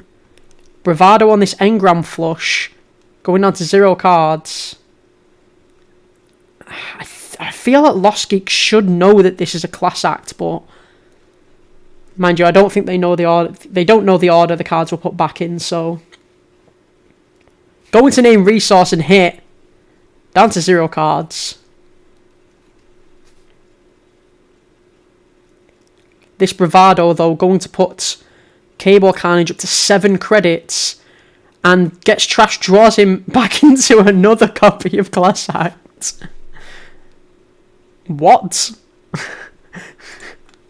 Just confirm there was one in the bin. Yeah.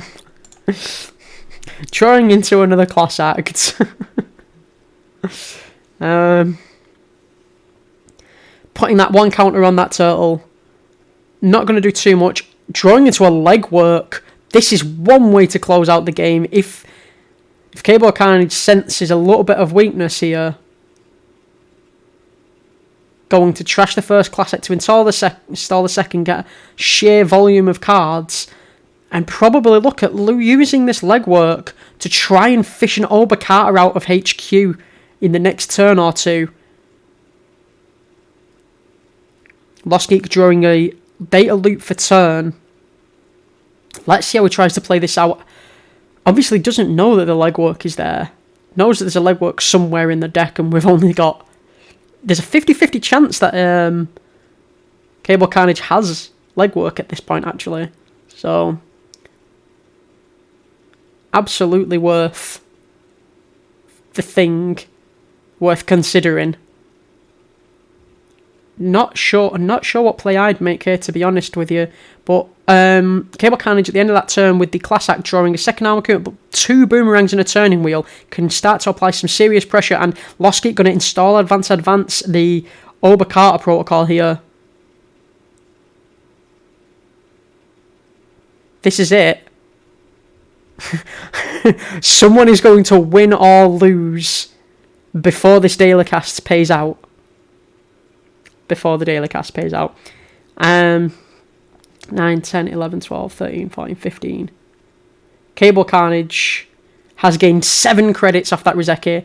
It has now been a daily cast that took 7 turns to pay out. But still, a daily casts. You've got confirmation. Have you got a date? That's excellent news. Let's have a look now. Come on, cableCarnage. I wouldn't rush anyone to make a decision, like in a game. But as a spectator, I just need him to decide what he's doing, because I've got no idea what the correct play is here. The correct play is run server 1, probably. But how you get to that point, I don't know. It's going to cost you 5 cards per run. It's going to cost you 14 cards to steal this Obercarter. So I don't think that's possible. It's physically impossible, actually. Can only draw a grand total of 4 cards, right? This turn. 7 AM on the 24th. Good stuff. When's that? We said 24th anyway, didn't we? 7 AM? Okay, now. Well, I will be there. cableCarnage going to draw a card. Triggering that Palana, but I think we're long past that being relevant. Gets Bravado. Bravado's pretty relevant. Maybe. Maybe it's not. 6 cards in hand. Put 2 on top. I'm just trying to figure out now if there's any world in which this server 1 can actually be accessed with enough cards to steal. 6 cards in hand. Run the server down to 4 in hand. Hit the Anansi up to 5. Take 4 net damage down to 1. Draw off Anikam. And then you would have 1 click left to draw up to 3 cards. Down to 1. Up to 2. Take 4 net damage. No, there's no way of doing it. So that server, completely impenetrable at this point. So going to Bravado R&D. Gain some money.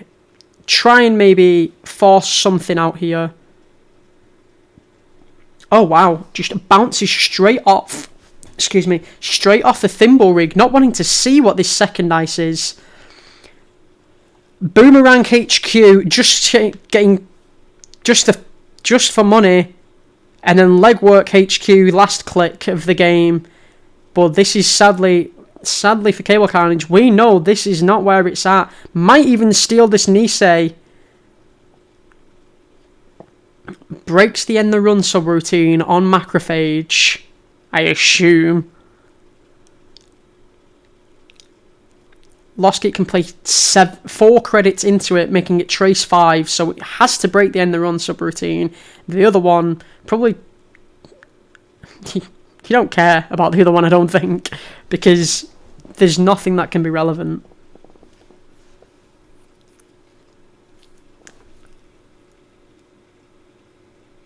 Trash a virus and then the run get broken. Purge virus counters. The other turtle's already removed, so that subroutine doesn't do anything.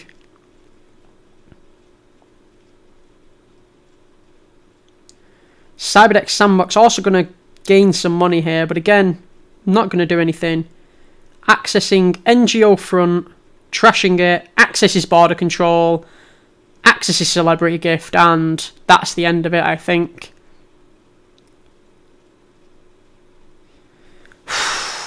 Well, that was our whole business. The top card of R&D was in fact a Cyberdeck Sandbox.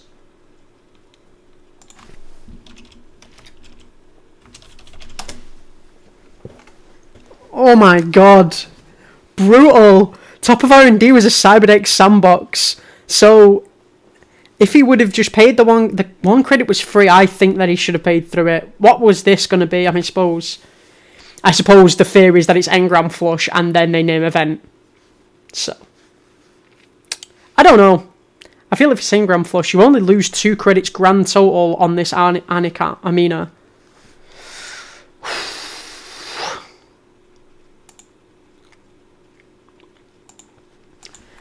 Whew! That was an exciting game.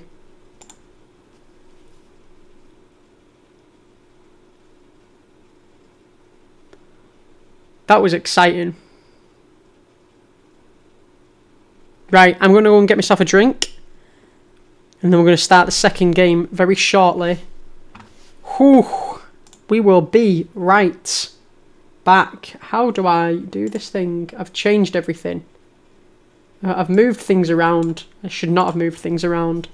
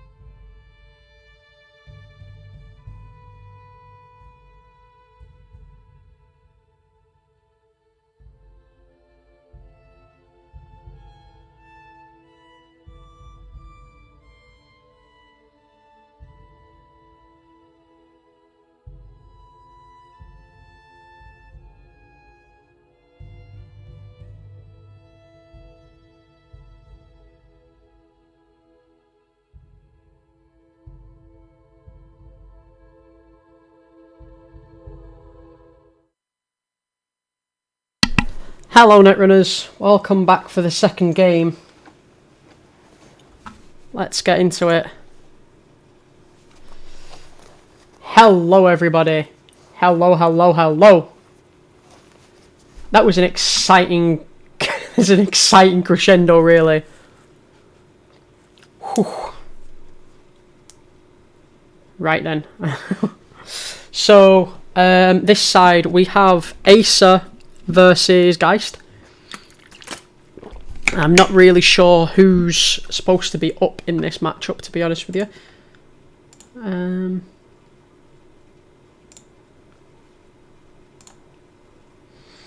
Looks like we're just getting everything set up. cableCarnage and Lostgeek just having a chat about what was going on, I think.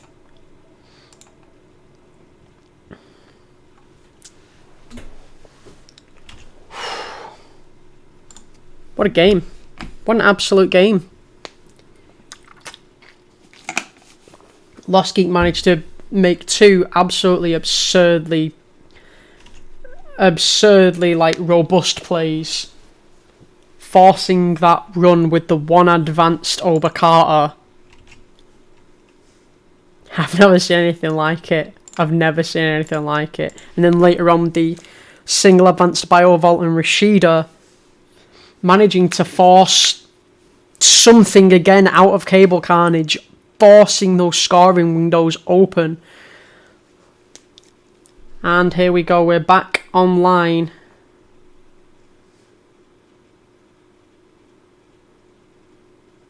So it looks like players have all gone into the same chat now, just so then they can talk about the game generally. It looks like some people have left, so... So Acer going to Mulligan, and we're going to see a start with 2 Ice, Gatekeeper, Drafter, and then 2 copies of Cybernetics Core and a Project Vitruvius. Not an expert, but that doesn't look like a good hand, I will be honest. Geist also going to Mulligan into Bukalta. Let's close this. Bukalta, Stargate, Stimhack, Spy Camera, and Sport Topper. Nothing standing out as brilliant here. cableCarnage drawing an agenda for turn, and then Jeeves putting Gatekeeper in front of Jeeves, and then a Drafter in front of HQ. Not wanting to let Geist get into any diversion of fun shenanigans for free. But this Drafter having no game text right now. It is Archives or HQ. So they can install a card from HQ.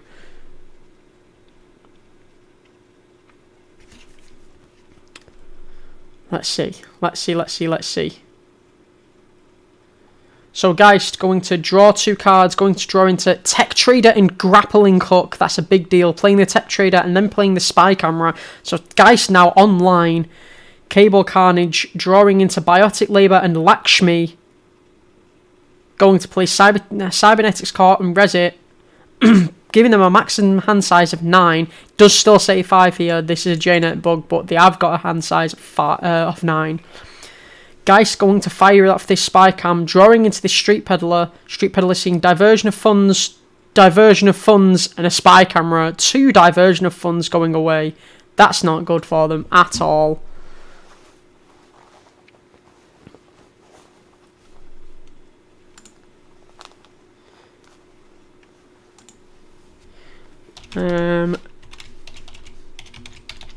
Twitch.tv/Tamio streams.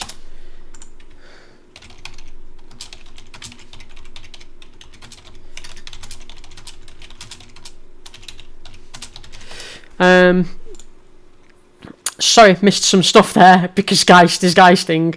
So, looked at the top card of R&D, drew into a Street Peddler, played the Street Peddler, played the Sports Hopper, cracks Sports Hopper to draw a load of cards, gains some money, plays another Spy Camera, and then plays another Street Peddler. The Street Peddler, second Street Peddler hitting Miss Bones, the 3rd diversion, all 3 diversions, and this Sports Hopper.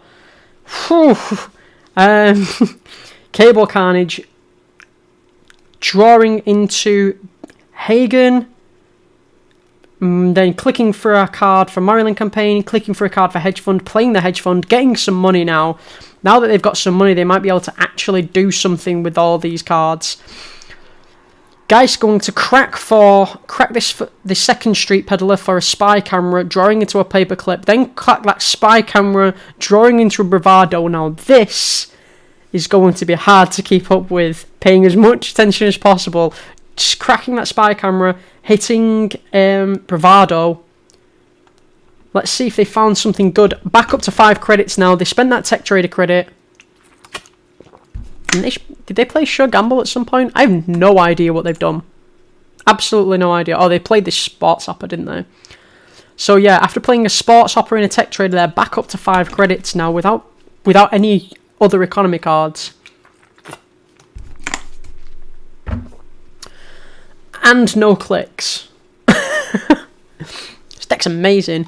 So, in hand, the only breaking options they've got 2 of their standard breakers here. They've got, well, I was about to... They've got this Paperclip and this Bukalta already. This grappling hook could help in some capacity. Not sure though.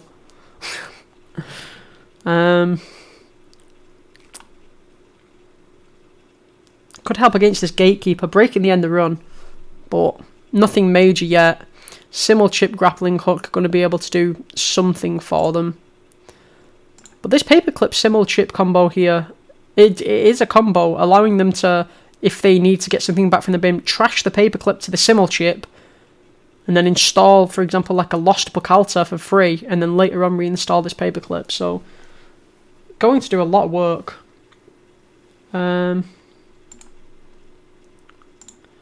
Good afternoon, morning, or evening to you also, Giles Davis.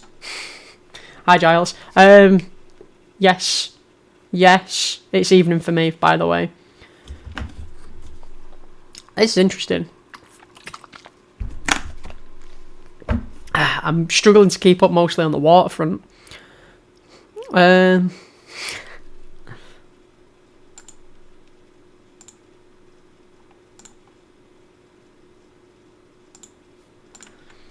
Clicks to run R&D, hits the agenda that they've seen off the spy camera. And then spy cameras again to draw into another tech trader, gaining a credit off that tech trader, seeing an extra card off R&D. A fresh, gorgeous morning down there in Tasmania. Good stuff. I have not had a fresh, gorgeous morning for a while. Click 2 going to install another copy of Tech Trader, then install this grappling hook. Down to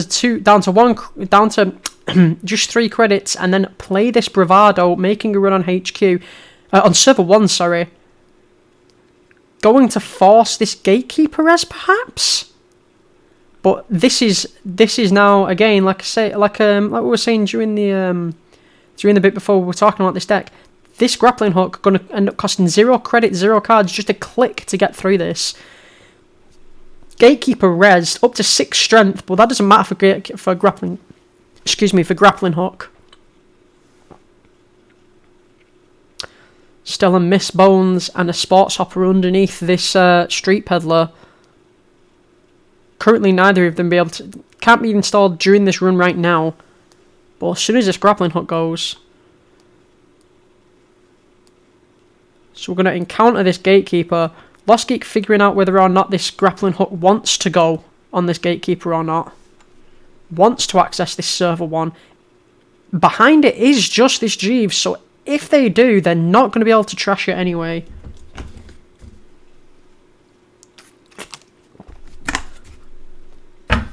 But this is why cableCarnage and Lostgeek are definitely two of the best players that I know of, to be honest with you. cableCarnage winning a tournament recently I was involved in, and Lostgeek just all-round brilliant player, placing well in many, many events.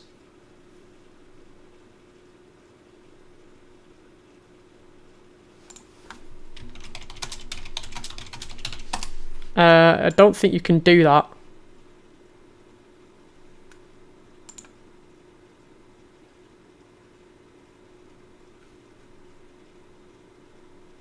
Yeah. So you can't install, if the tech traders would fire to give you the credits, you can't actually install off the Street Peddler if you can't afford the card, and this one's obviously costing a credit. So unable to do that. So it is going to grappling hook in order to break the end of the run subroutine, in order to pay for doing it the other way around, essentially. Drawing into Masterwork and Prognostic Q loop here. This Miss Bones, though, is going to be able to now get into this Jeeves model Bioroid.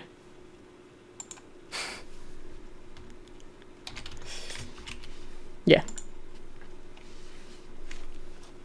So that Gatekeeper fire, draw 3 cards, but bottoming nothing. Yeah, bottoming nothing. But then that Miss Bones coming down, allowing Lostgeek to then trash that Jeeves, and then discarding Paperclip and Stimhack end of turn. Bravado up to 10 credits here because of the tech traders and street peddler, and then cableCarnage drawing into another copy of Jeeves with his mandatory click, with his mandatory draw.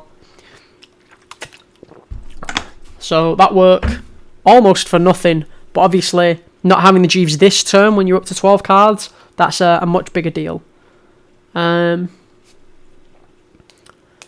Maximum hand size is 9, so could just play 3 of these cards out, install 3 cards here, and would still manage to not have to discard.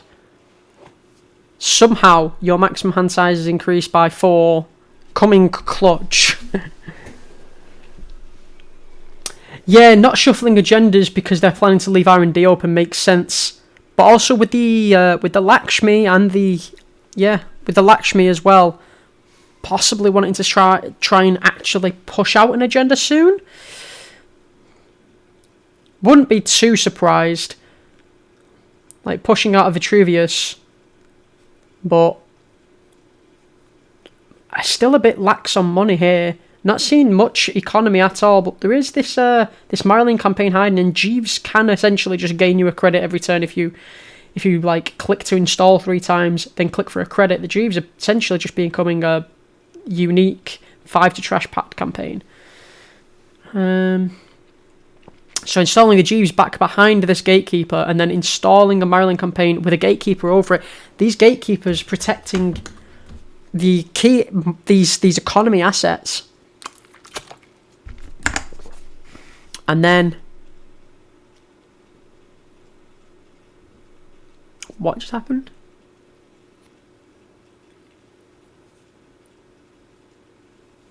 Oh, of course, Acer. The Acer trigger, which I completely forgot. So yeah, installing Marlin campaign and Gatekeeper with 1 click. Jeeves, and then installing a Hagen over R&D. So not leaving R&D open. But of course, it is still weak at the moment because these credits are probably going to be going on this Gatekeeper, I would imagine, trying to keep this alive. Lostgeek going to just come straight out with installing Masterwork, installing Prognostic Q-Loop, and then installing Buckhalter, and then making a run on this server 3, going to get that Prognostic Q-Loop trigger and that Masterwork trigger. That Masterwork could install this symbol chip for 0 credits here and 0 clicks. That's a lot of value. Prognostic Q-Loop looking at the top 2 cards. No install as of yet. And then that Gatekeeper getting rezzed here. Don't know if Lostgeek's going to be able to do anything about this unless the top card of his deck is... Nope. The only option he'd have there is to trash the Buckhalter to the symbol chip to grab the grappling hook, but that's clearly not a good play. So Lostgeek bouncing off there, and cableCarnage drawing Cyberdeck Sandbox, Fairchild 3, and a fully operational. Again, choosing not to shuffle any agendas. Mandatory drawing into this border control. This fully operational here with 1, 2, 3 total triggers. Excuse me. 3 total triggers, so can gain 5 credits off this. Essentially being a 1 credit IPO that doesn't end the turn. Or and exchange any of those credits for cards. Let's see now. Install Cyberdeck Sandbox with a Hagen over the top of it. Firing that full operational, click 2 for a full extra trigger because of the Acer. Gaining a grand total of 7 credits for 1 click. For 1 card. And then installing a border control over the top of that Hagen for 8. Can res these both for 8 credits. Would go down to 3 credits. Not be able to finish advancing this sandbox still. Geist going to pay a credit to install a spy camera off the top of his deck. Then crack that spy camera to look at top card of R&D. Still potentially cableCarnage's turn. Honestly, who knows what turn it is? No, just installing the spy camera and then starting his turn and then cracking it. So we are now obviously backing Lostgeek's turn, but now that Prognostic Q-Loop can fire again from here. Clicks for a card, drawing this third tech trader now, which cannot be installed with this crew loop, I don't think. Program or piece of hardware, correct? So, going to have to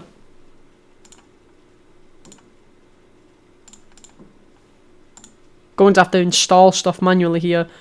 Installs the back and then plays stim hack, leaving this third tech trader in HQ ready to be trashed to burn damage if this stim hack decides it.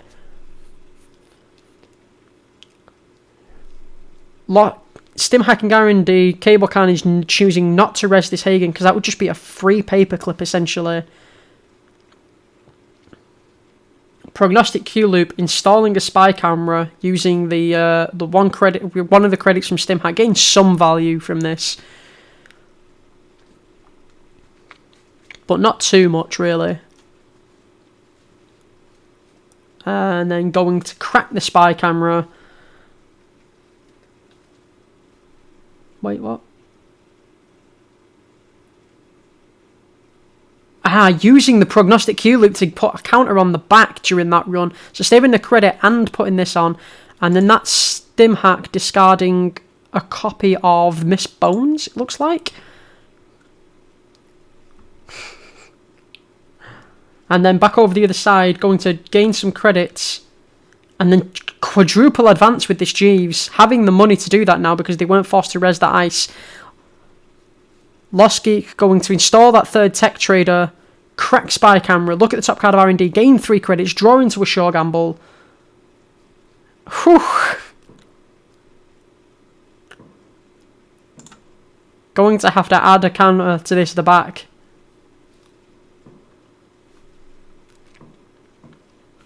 Manually.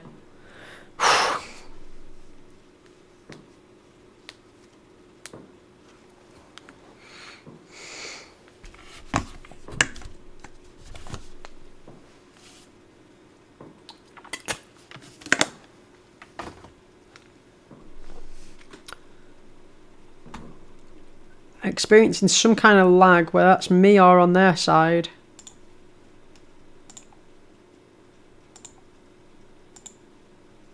Unless it's just a decision being made.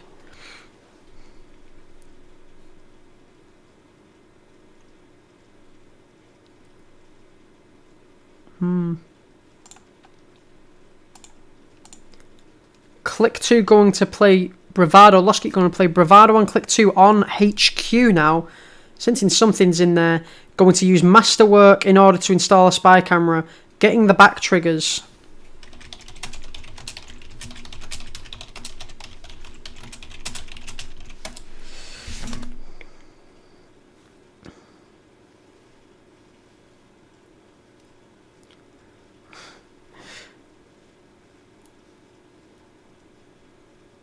Going to put one more counter on that at the back. With that, I think one of those was missed. Drafter being rezzed.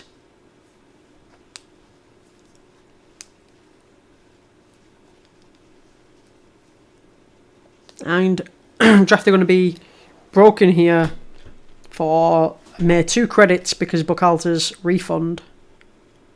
Oh, but does not have the full amount to break to fully break because they spent the money playing Bravado. Sickening.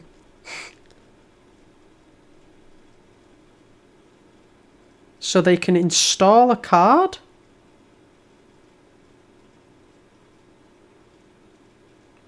Chose not to install a card, which I mean, you at least install the Jeeves, right? At the very least, you install the Jeeves. At the very most, you install the Project Vitruvius, but that's probably not going to happen.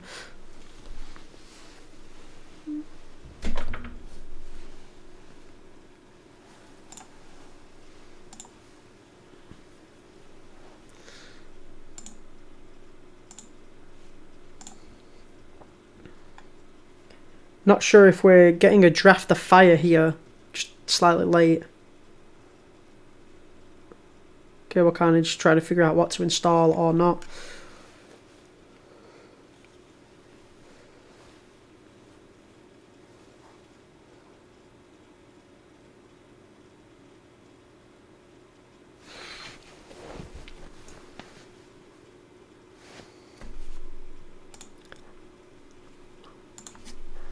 So access in here, there's 3 agendas in HQ, so 33% to actually hit an agenda here, which is not bad odds out of 9 cards, really.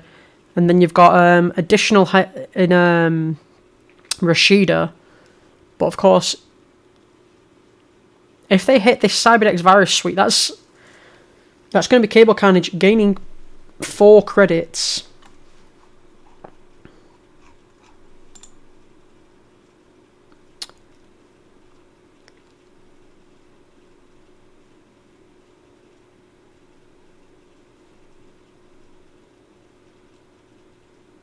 That's 2 cards.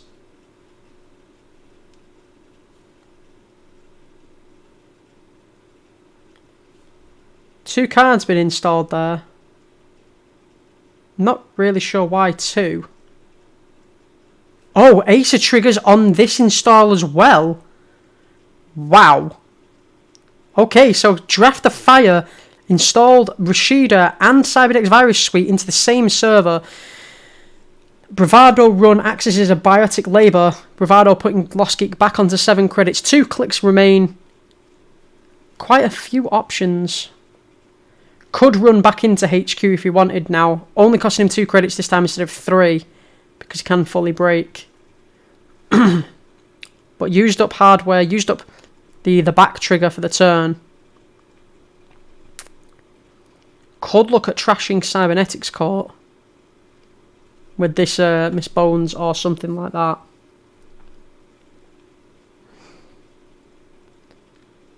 cableCarnage doing a lot with not much money, managing to just scrape by on cash each turn at this point, but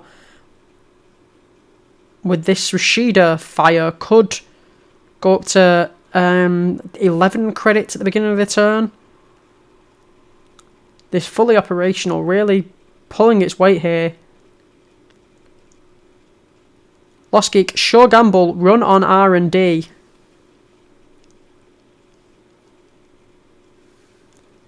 cableCarnage going to spend 66% of the money that they've got. 2/3 of the money they've got resing this Hagen. Lostgeek going to install Paperclip. This Hagen down to 4 strength. Breakable now by Paperclip for the 3 credits remaining. Accesses R&D. Do they know there's something there? It's not going to be game, but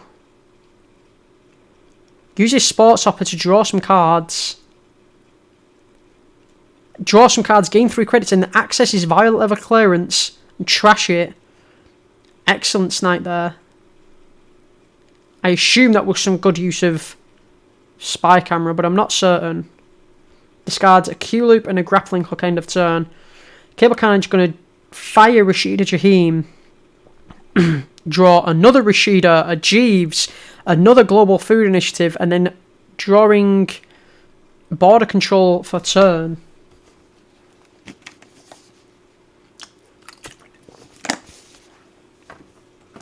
So what's in this server now? Just the Cyberdex Virus Suite, which is not going to do too much here at this point. Almakua, not a big deal.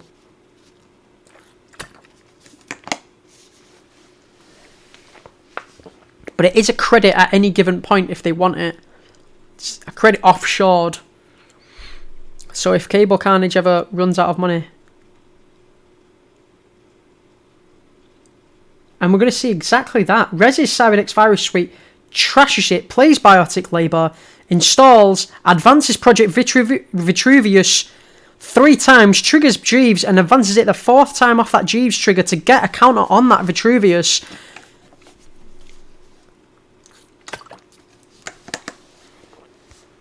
Getting exactly as many credits as he needed for that because he was able to res and crack this Cyberdex Virus Suite. That 1 credit offshored. A very spicy play. And now that Vitruvius now can just buy back this fully operational next turn.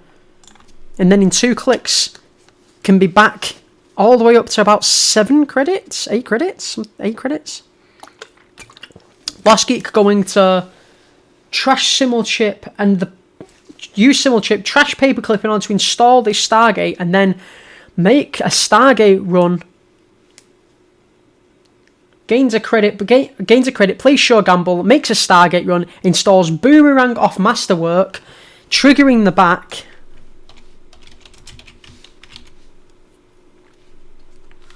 I won't be so happy on the trigger there. Draws into another Sure Gamble, boomerangs the Hagen so they don't have to reinstall the paperclip, can now boomerang the Hagen to get through it, gaining them 3 credits, drawing them another card, back up to that 9 credits. This deck is so powerful.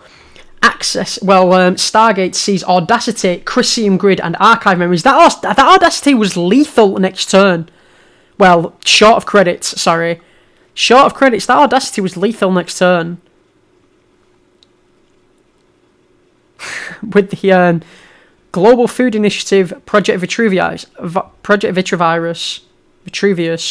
never know what it's called. Going to initiate a run on HQ now, installing another Boomerang to get through this drafter. Gaining more money. Just the Cybernetics Core accessed. Discards a Masterwork end of turn because of that 1 brain damage taken from the Sure Gamble earlier. cableCarnage on 0 credits, going to go into their turn now. Maryland Campaign will fire, putting them on 2. Whew. This is a whole thing, this, isn't it?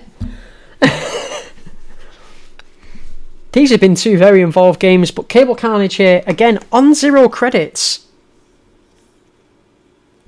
We've seen how fast he can come back from that, though.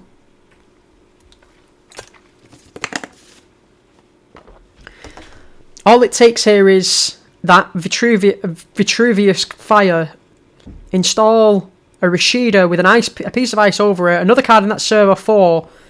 1, 2, 3, 4, 5. The Maryland Campaign obviously going away now. Choosing not to shuffle it in. Going to put Chrysium on R&D to protect against that Stargate.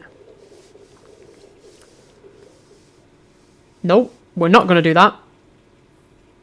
Chrysium on R&D to protect against that Stargate, and then must have accidentally pressed ignore the Acer trigger.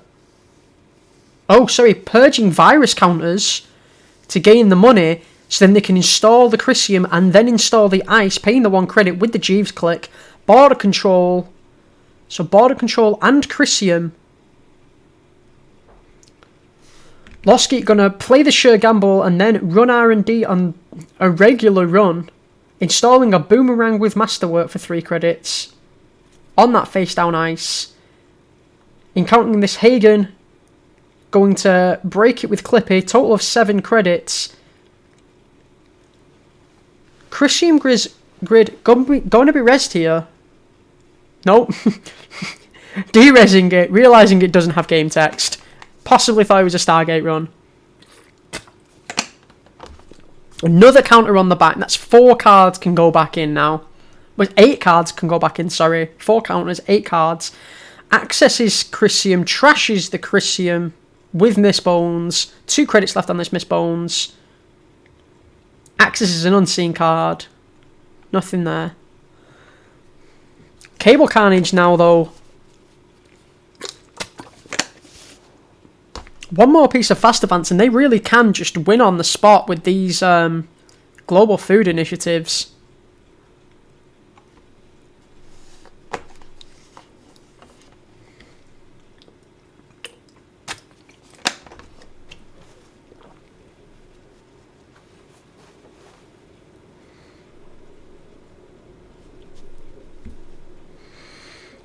Lostgeek figuring out how much pressure to apply on click 3 here. That Boomerang being stranded on a face down card, not being able to get the rebate. 2 more Boomerangs in hand, which cannot be installed until that Boomerang goes, or at least are less useful until that first Boomerang gets used. Excuse me.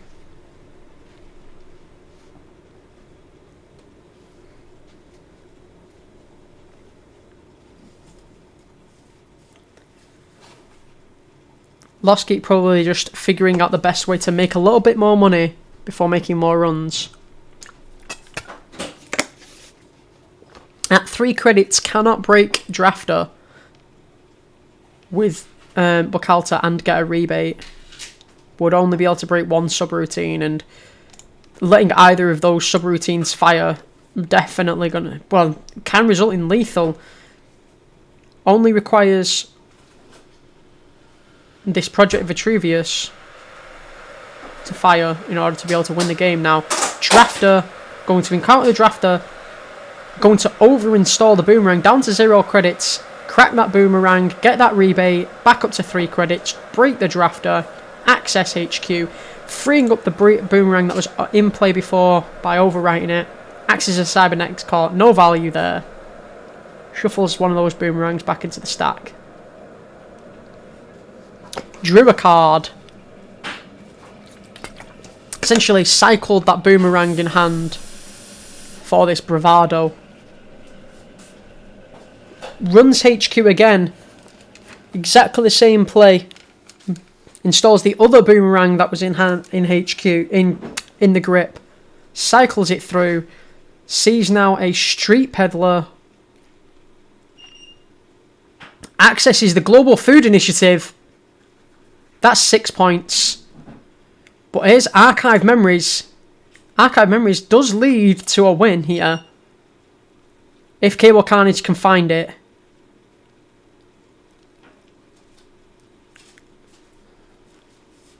Mostly money is the chokehold on that, I believe. Biotic Labour. 3 installs. That's 7 credits. Just slightly short. Could just click for credits and play Archive Memories for the Audacity.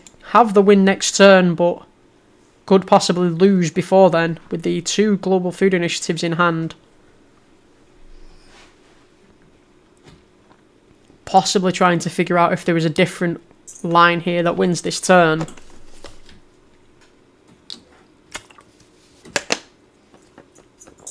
Possibly not. Possibly trying to figure out how to protect HQ, because currently Lostgeek managing to make these runs for no value. Installs Lakshmi in server 3. Installs a Rashida in server 4.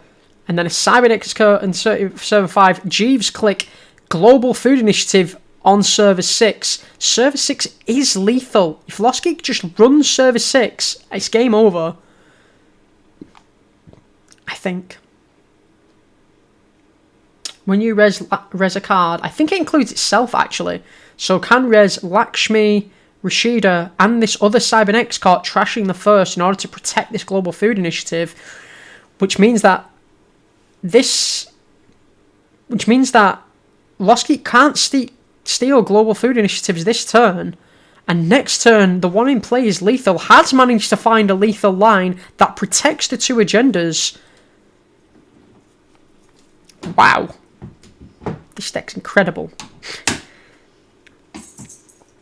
So the line next turn, Lostgeek here running server 5. Uses Q-Loop to look at the top cards of the stack. Reses Lakshmi, reses Cybernetics Core. Must know something's up. Trashing the OG Cybernetics Core.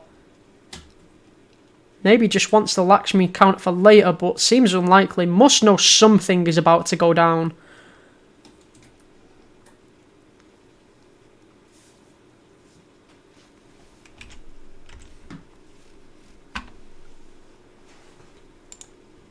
Decides against any kind of trashing.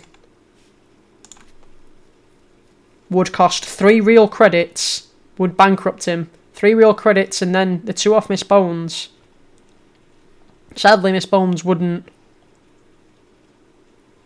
grant you extra money. Installs Street Peddler, sees Clot and 2 Boomerangs. Clot going to do nothing here. This obviously, this Global Food Initiative installed the previous turn. Even though it's obviously going to be fast advanced, over advanced, 5 advanced in one turn, does not get stopped by Clot. And then the two of the copies of Boomerang. The final two.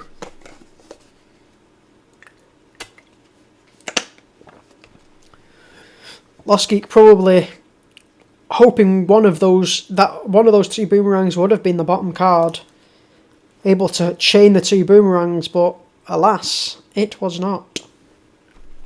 Looks like the top card must have been this clock. Going to Stargate here. This border control could get rezzed, but if this border control is rezzed, Global Food Initiative cannot be scored. With 1 click remaining after this could be a lethal run as well.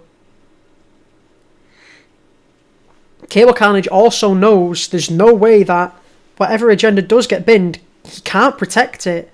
He has only got the Global Food Initiative in hand, one in play, and the other one, Lostgeek has already stolen. Thinking very long and very hard about this now. A res here means he can't score out next turn. But no res means he might just lose anyway. This is some really heads-up play by Lostgeek, managing to find the line that just picks the one hole in cableCarnage's plan here. Looked like he had it on lock for the next turn, but of course, if you don't have money, you can't score out. This Rashida Jaheim might be enough, actually. I think this Rashida Jaheim is enough. So, if this border control gets rezzed... this Rashida Jaheim is enough, but Lostgeek could pay to trash this, run server 4, hit the Rashida, leaving cableCarnage with not enough money.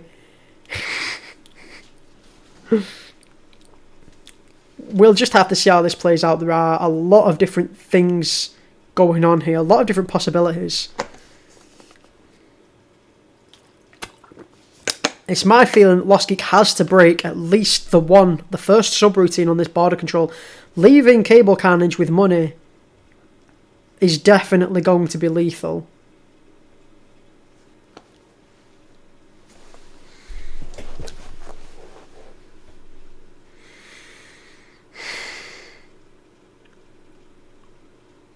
Breaks all subroutines, passes it, hits Hagen. I can't imagine. Trash one program that is none of the above. Of course, cracks the Street Peddler for the Boomerang, draws into that last copy of Masterwork. Boomerang, targeting this Hagen.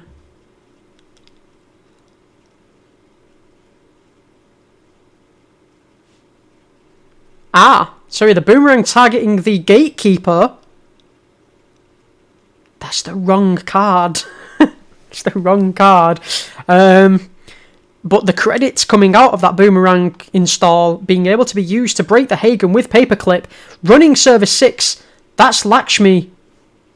That's the Global Food Initiative. Lakshmi going to be able to protect that. Reses Rashida. Shows Global Food Initiative from HQ.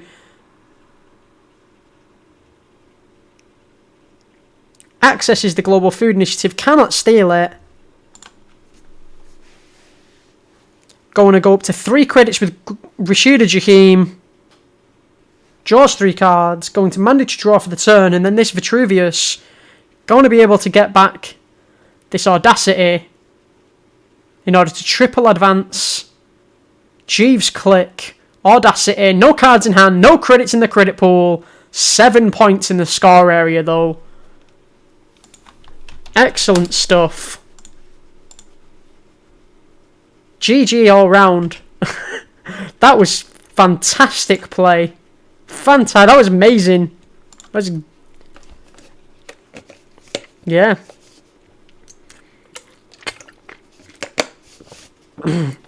cableCarnage just going to show the border control on Hagen that was on that remote there.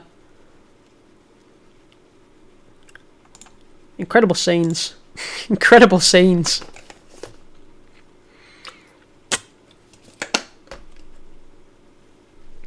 Thank you, Giles. I'm glad you're enjoying it. Absolutely incredible stuff, though. Look at this. Gained nearly 3 times as many credits as had clicks. Modern Netrunner. Yeah. Look at that. That Geist deck, very, very powerful, but just failing to unpick cableCarnage's quite frankly brilliant play. But that's 2 court wins there, I think. I don't remember. I think Lostgeek won the first one. Yeah, 2 court wins. Fantastic stuff, though. Lostgeek managing to out game is how I'm going to say it. No side games themselves, but managed to force cableCarnage to make runs that he shouldn't have done. Whereas in this one, cableCarnage managed to exploit Lakshmi and Jeeves in order to score agendas when he shouldn't have been able to. Lostgeek not quite seeing how many points could be scored until it was too late. That Lakshmi, though, protecting that global food initiative on the last turn, just doing exactly what needs to be done. There are 6 to 7 points in the bin. The same agendas that are in cableCarnage's score area are also in his archives at this point. In fact, each player has 1 of each agenda. I'm going to just let them know.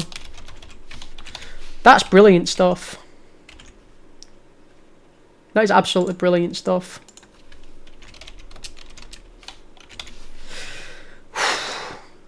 Yeah, 7 points. This Global Food Initiative, absolutely well worth the influence. Such a powerful card.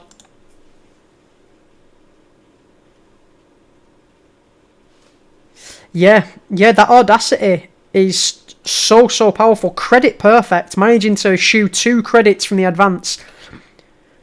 Like, if that's just a if that's just another biotic, for example, that biotic costs 6 credits versus this Audacity costing 0. Just would never have had this game without that Audacity. Spending four influence pips on that. What is the influence? Have we seen the influence? 4 influence pips on that. 3 on global food initiatives. 6 on these. 3, 6, 9, 10, 11, 12, 13, 14. There is 1 influence somewhere.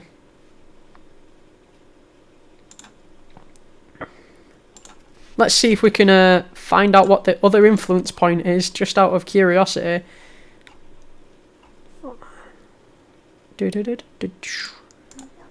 is the deck that he was running here. It was a second Chrysium. This was the deck he was running on. Is that good enough? Can you see that? Let's just turn studio mode off, see what the quality's like.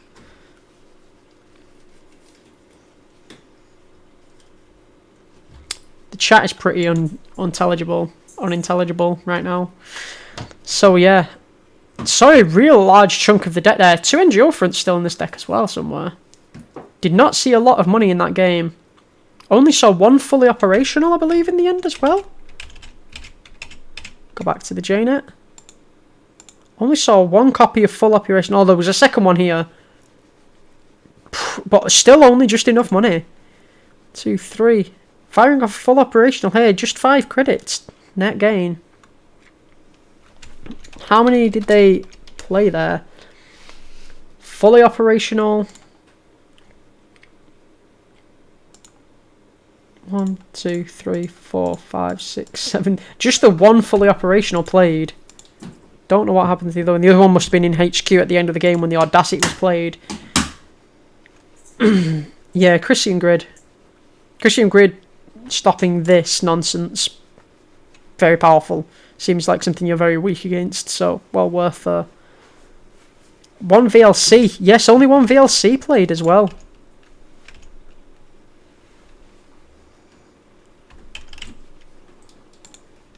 Well, no, sorry, no VLCs played, because this one was trashed by Lostgeek, and then this one was in HQ at the end of the game.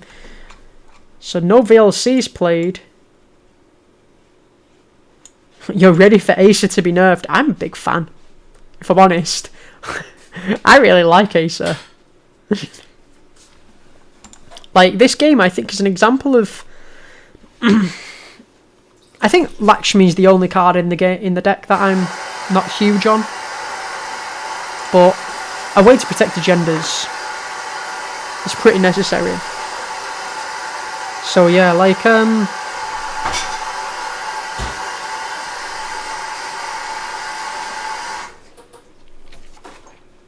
yeah, a way to protect agendas is pretty necessary. I don't know. I like it. I think the deck does fun things in a fun way. You're sick of playing against it. Yeah, I see what you're saying. Sometimes it gets a bit samey, but I mean, this and sports are quite different in that this is, you know, this has these like weird interesting lines, and sports is just bad and should not exist. Let's kill sports. Kill the sports deck. I'm ready for the sports deck to die. Don't like that at all. There's some Fairchild 2s in here, apparently. I think, actually, there was discussion that some cards were going to get changed. -2 Fairchild 2s. So, yeah, so this deck is -2 Fairchild 2s and 2 NGOs. So, no NGOs, but Maryland's instead. And then these become Fairchild 3s, which we also didn't see anyway, but... I didn't see any at all. Oh, there's one in the last hand just getting discarded. Just something ginormous for your opponent to faceplant into, it seems.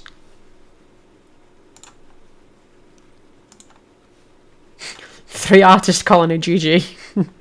That's one way of dealing with the sports deck, yeah. Yeah, big fan of that. Those two very interesting games. Very much enjoyed those. So...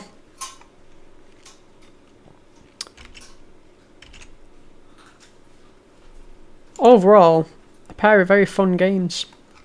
I enjoyed that a lot. Thanks for joining. Thanks for joining me. I think I'm going to call it there. Thank you. Peace out. Peace in our time. And I'll see you next time.